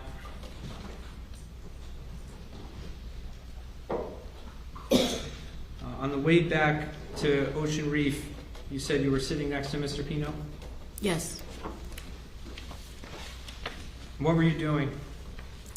I was sending a text to the moms of the, right before we left, the girls were all dancing and singing. And I was videotaping them and I was sending the video to the moms. And the little blue line wasn't going through. And defense exhibit B, you want a tissue? I'm fine. Okay. This one, this is the picture of George driving the boat and you're Yes. sitting next to him? Yes. You're kind of looking down, right? Yes. Is that you on your phone there trying to send a message? Yes.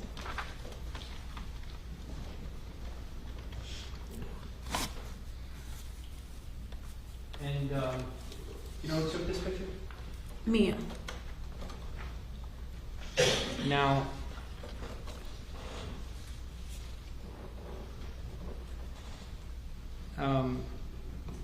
you're trying to send this message and it's not going through. Did you get messages through though? You were sending some pictures or no?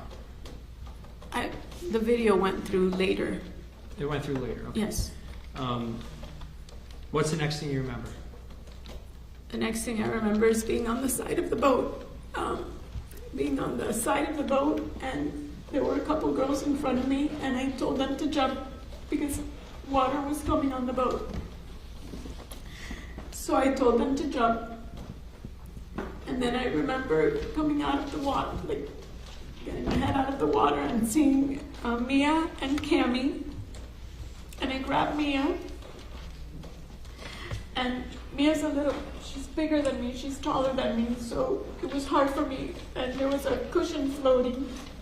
And Cammie was there, and I asked Cammie to give me the cushion so I could hold Mia. And I was holding the cushion and leaving Mia on me. And I remember just turning around and seeing some of the girls and saying, "Who's missing? Who's missing?" And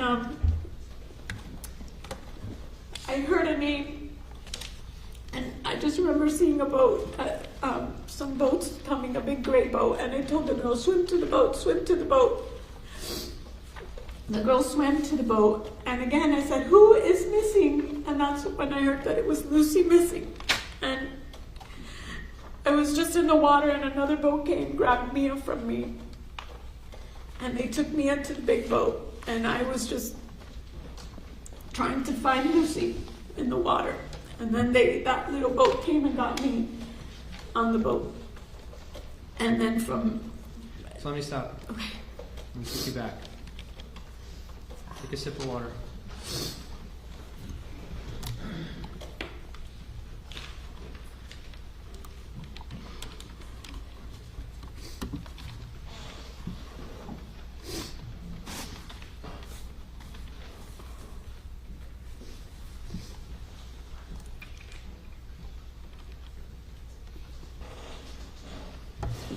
So, you're trying to send a video, right? Yes. Next thing you know, you said you were straddling the side of the boat? Yes. I'm going to show you State's Exhibit 11. You recognize this? Yes. Is this the Robalo? Yes. You see here in pink where it says Mrs. Pino? Yes. I have a blue pen here. If you can just mark down like kind of where you ended up. The next thing you remember, you said straddling the side of the boat. Just write your name.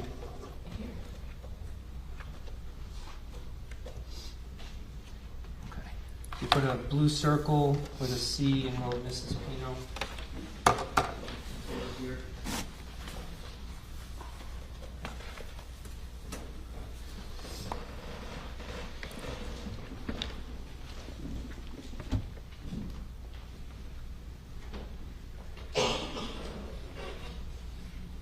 You wanted the girls to jump out of the boat?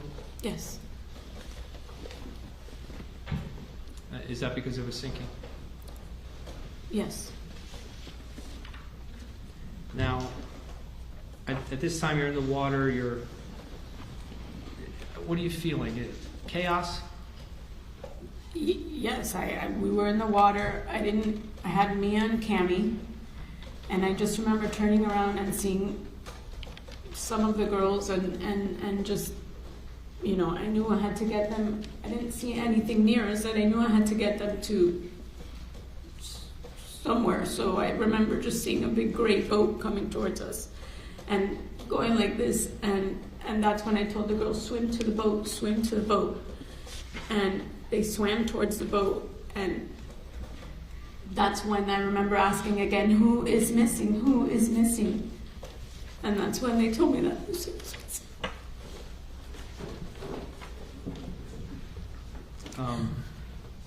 Were you rescued by that little gray boat? No, Which boat rescued you? a little boat. The gray boat was a big boat where the girls were, and there was a little boat that came and grabbed me up from me, took me up to the big boat, and then came to get Cammy and I.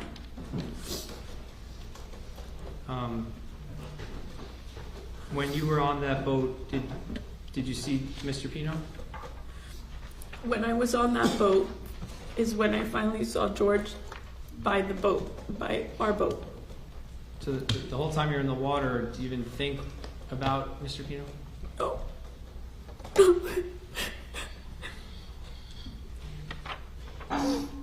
No, I didn't. I was just thinking of the girls. And when you first saw him, what did you see? He was just a little head bobbing by the boat. And he just looked, like he was just shocked, and I just saw his little head.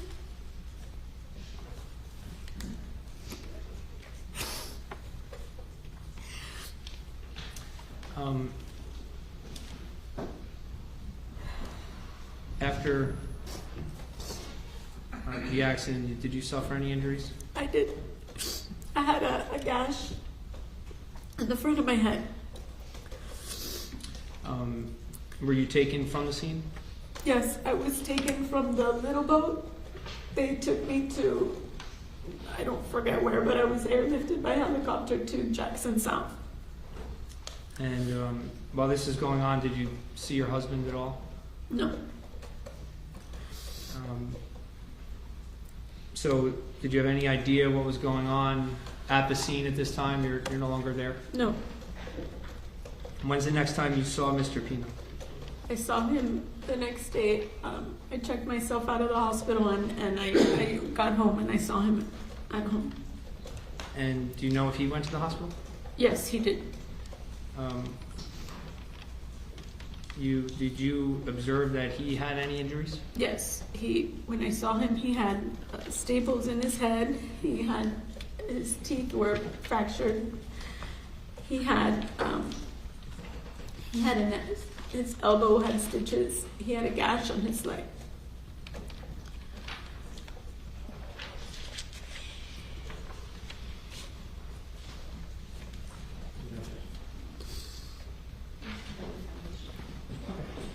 Showing the witness was marked as A23 for identification. Mrs. Pino, have you ever seen this picture? Yes, What is it a picture of? my husband's teeth, How do you know that? because it's my husband.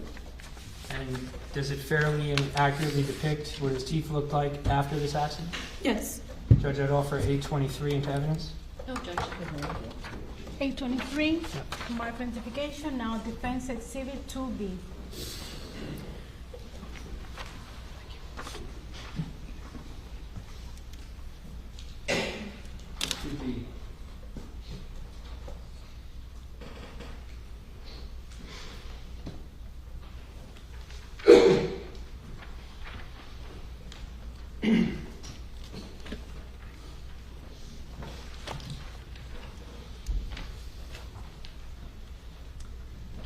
After the accident, did Mr. Pino go back to work immediately? No. Did he take some time off? Yes. Do you remember how much? It's his company, so it probably took him months, and his partner would come. George, after the accident, was very different. He would just stay in bed. He was very depressed and anxious, and he would sleep, and it took him a long time before he could get to work, and even to this day, he's not completely. Objection relevant, Judge. It took him a while before he could go. Sorry. Question, sorry. A moment.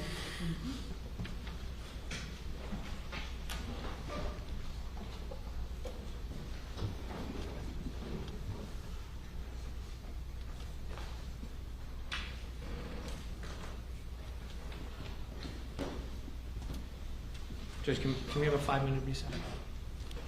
Do you have more questions? Just a few, but All right, we're gonna take just a couple of moments. Actually, can I have the jury go into the jury room? Sure. A couple of minutes, all right. Please leave your notepads at your seats if you would. Step into the jury room, do not discuss the case.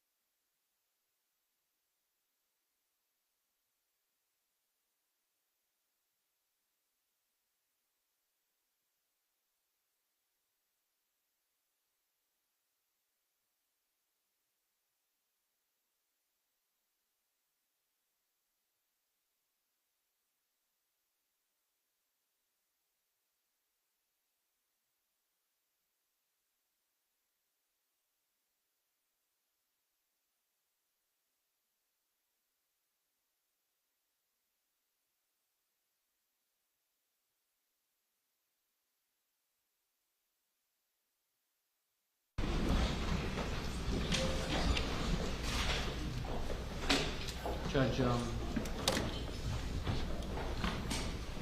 the side.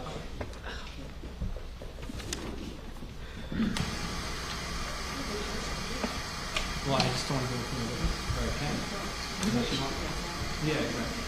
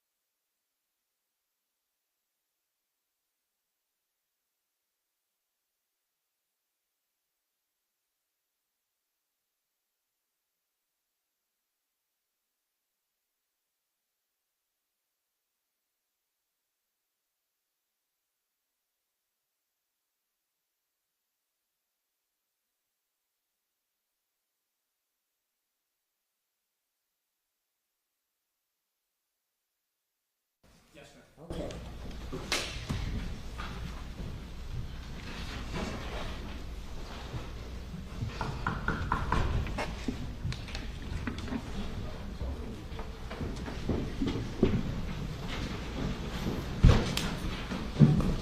All rise.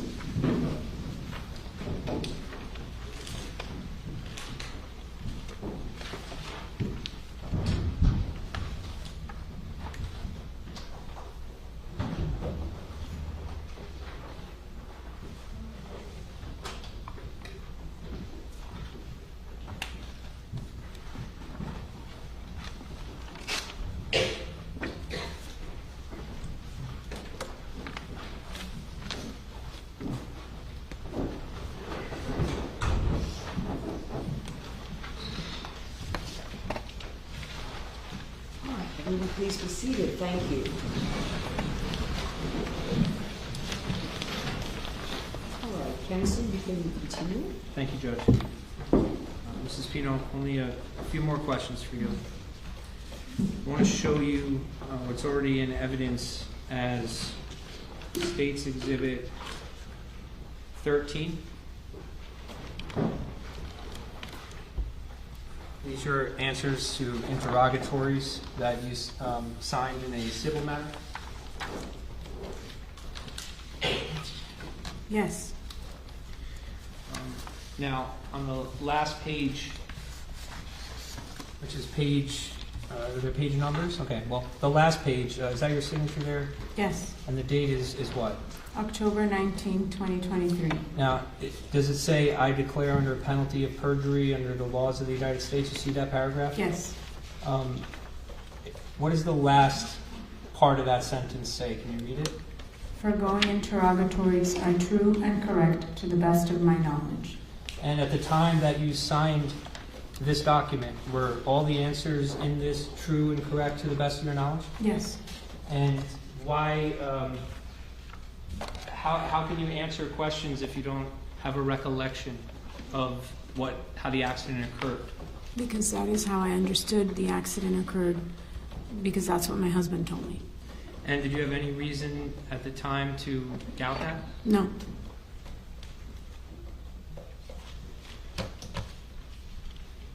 Nothing further. Thank you, Mrs. Mayor. Thank you. Ross.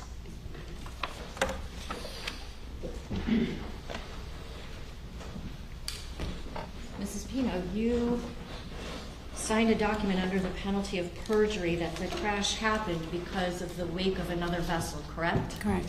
You didn't answer saying, my husband told me that this is what happened, did you? No, but the question doesn't say that I saw anything.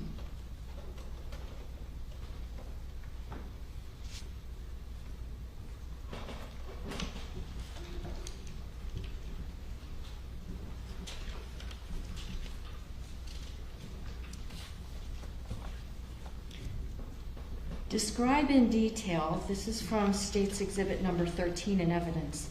Describe in detail how the incident described in the complaint, meaning the accusation, happened, including all actions taken by you to prevent the incident. Your answer was, while returning to Ocean Reef, a vessel passed heading in the opposite direction. The vessel caused a wake, and then the accident occurred.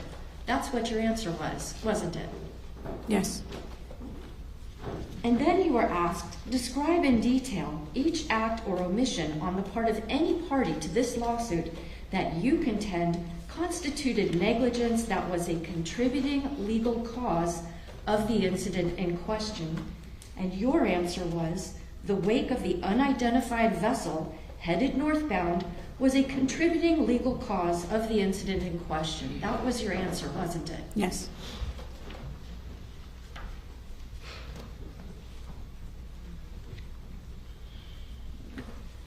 Now, obviously, you've been married to the defendant for a long time, correct? Yes. And it seems pretty clear you love your husband. Yes.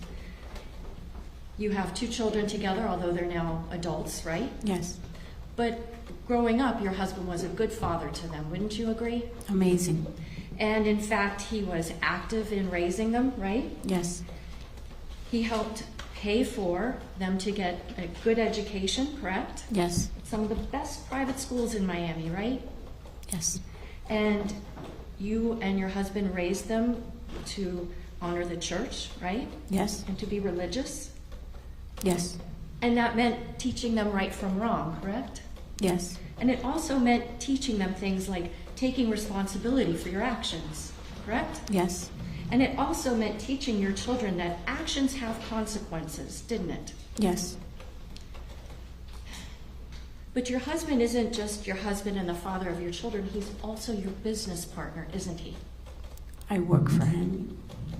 And certainly with him being the chief executive officer at State Street Realty with $1.75 billion in sales, certainly you would agree that he's in a better financial position to make money than you are, correct? He's the breadwinner. Okay. And throughout your marriage, you all have enjoyed a robust social life, haven't you? We're social, yes. And you have many friends that you've socialized with? Yes. Correct? Gone to parties? Yes. Played pickleball? Yes. Played tennis? Yes. Group gatherings? Yes. Boating trips together? Yes. Membership at Ocean Reef Club? Yes. Your husband, in fact, was even on the Orange Bowl committee here in Miami, right? Yes.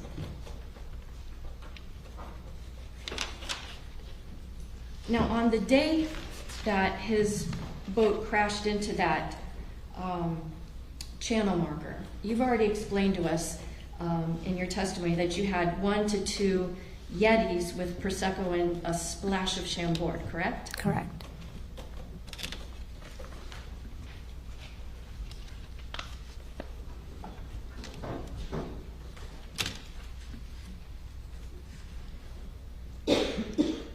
But in your interrogatory that you answered under oath, you indicated that you had 2 servings of Prosecco, each with a splash of Chambord. Not 1 to 2, you answered 2, correct? If that's what it says there. Do you want to look at it? Sure. May I approach, Your Honor?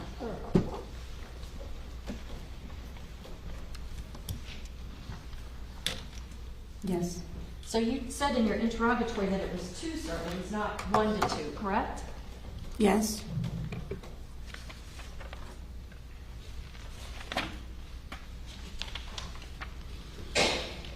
Now, your life has changed immensely since your husband crashed into that channel marker, hasn't it? Yes.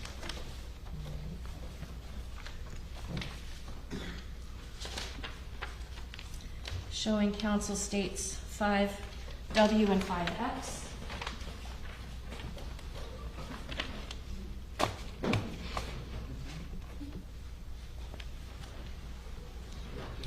Judge Minnesota? Hold on a minute, let me see what you have.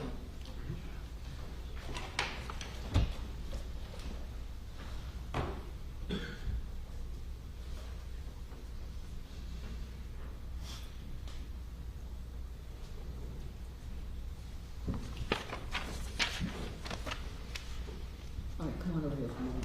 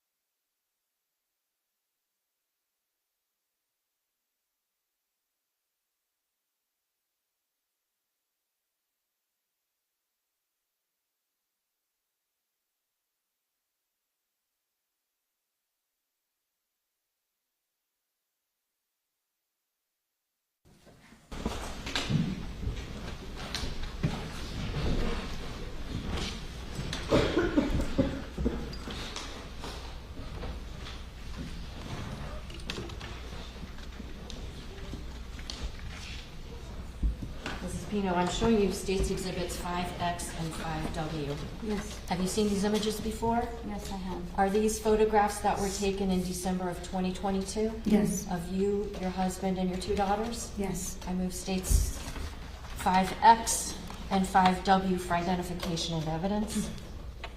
Over objection. All right, so noted, and over objection. 5W, micro ID, now State's Exhibit 117, 5X, 118. I'm sorry, 17 and 117, 118. 18.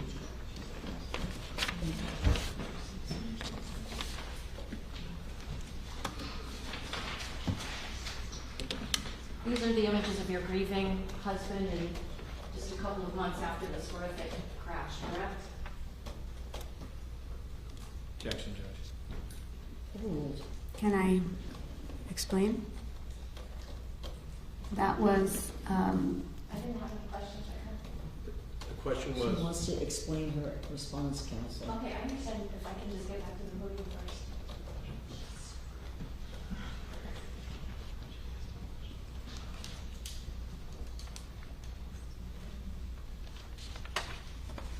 What's your explanation? so the first picture, there was one picture that was taken when we went to get away. For the past 8 years or so, my family, along with Gogo's family, and actually the Fernandezes have gone before, and so have the Quigs. We would go to the Panhandle and vacation there. And this particular year, in 2022, of course, we didn't want to go. The families encouraged us to go, and we went because it was good for the girls and to get away from all the noise, and so we did. And my girls needed that, and my husband, being the incredible father that he is, Objections to narrative. we went, and he stayed indoors most of the time. And that particular picture was taken when you go to the Panhandle. There's little towns. We stayed in Seaside, and you can drive to Rosemary Beach, and that's where that picture was taken. We went with Claudia's family as well on that day. And my eldest posted that picture because it was probably one of the first times she had seen her father smile in a long time. Okay. And she posted that picture. Thank you, Judge. Now, when Can you I explain the second picture? Go ahead. The second picture is my girls' high school that they go to. Their senior year, they don't. Their senior pictures are not traditional pictures where you have the gown that you wear and pose. You take family photos, so you go to the school and you take a family photo. And my eldest was home from college, and we had to take the picture in December because it's when she was home. And our family got together and we took that picture. That picture was actually posted in March when her best friend's family sued our family. And the motto, she puts in the comment, "Love conquers all," which is their school motto. Love conquers all. Now, I noticed that when the defense attorney was asking a lot of questions, you were crying quite a bit. Fair to say? Yes. Okay. Your daughter, little Ceci, your namesake, she wasn't badly injured in this crash, was she? No.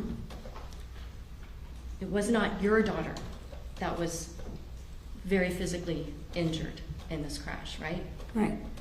And it wasn't your daughter who died as a result of this crash, was it? No.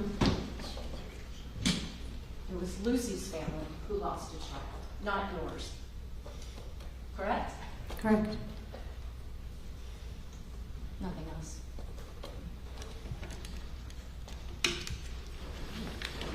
Counsel, redirect? Just briefly. Sure.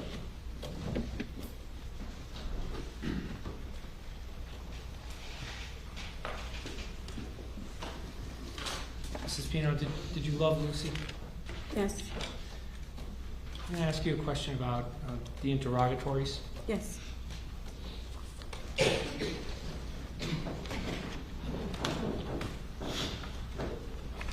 approaching the witness with what's in evidence as State's Exhibit 13. See how it's some of there's a number and it's bold, and then it's kind of like an answer that's not bold? Yes. Okay.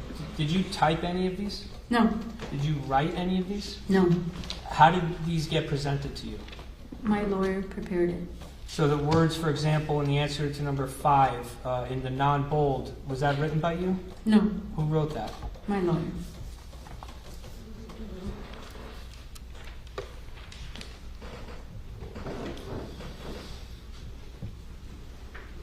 A moment, Judge.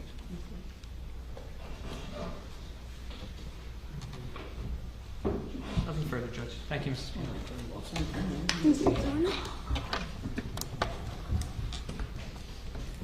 Can I see them just for a moment? I don't need to call the court.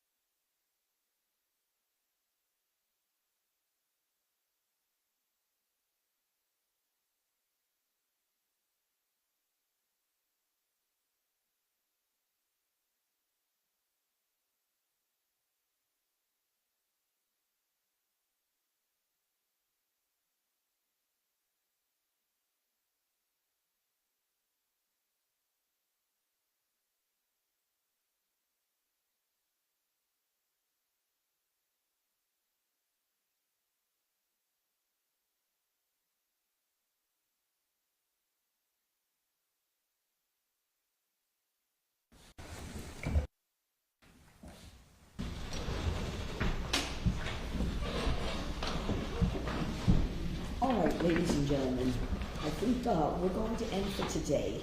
Looking at the clock, I'm trying to coordinate things, but I know we do have some coffee for you, so maybe like as an exit, they can get their coffee and their snacks.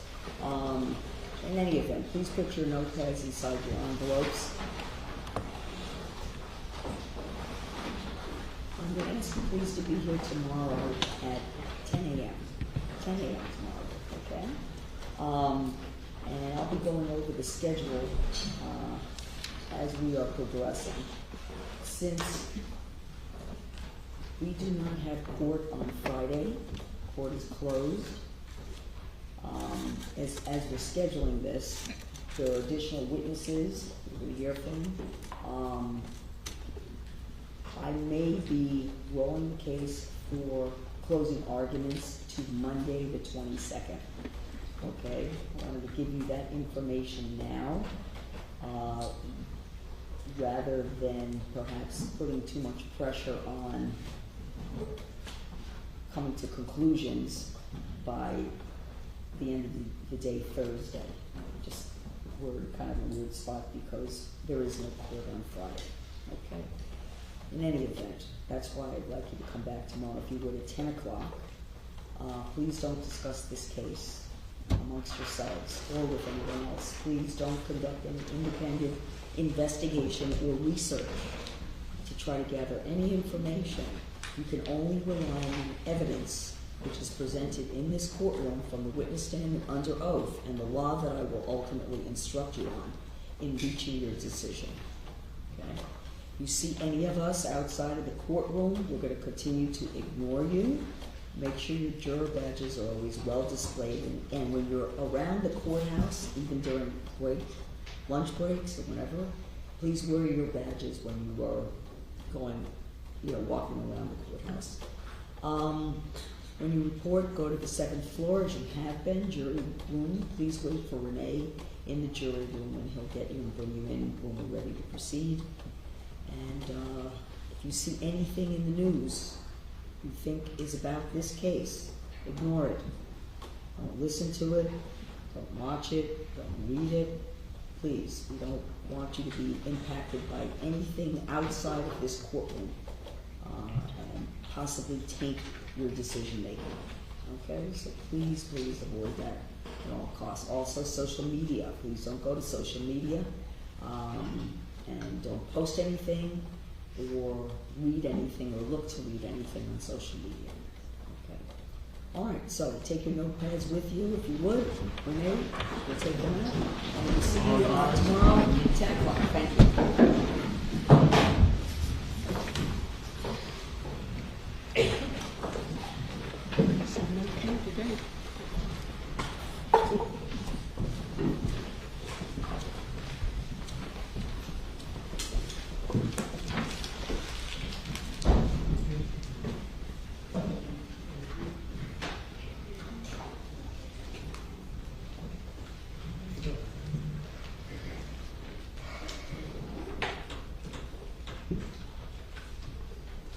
You can all be seated. So tomorrow, defense will present any additional witnesses that you have, and then we'll know whether there's going to be any additional state witnesses. We may be taking as well Thursday, rather than start closing arguments, because we're going to need probably most of the day for closing arguments.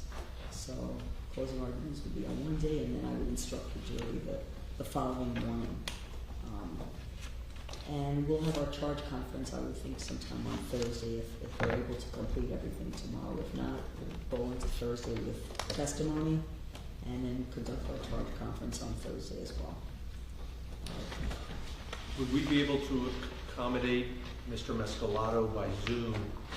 He has a vessel inspection tomorrow morning till about the earliest he can get here. He said is 2, but he'd make himself available by Zoom if that would be acceptable to the state of the court. Of course, the state put him on as a witness, so the jury's met him already. And so, if the parties would agree to that, but when would he be available? Did you say? by Zoom, he can do it in the morning. Right. In person at 2 o'clock. Okay. Well, let's play it by ear there. I'm good either way. I don't think there would be any objection for him to be on Zoom, but. I'll discuss it with counsel. We'll let you know. And then we'll have to set up a Zoom link for him that you were going to be the witness, because my Zoom is. We'll take care of it. Okay. All right. Nothing further. See you all tomorrow at 10 o'clock. Thank you. Thank you. Thank you.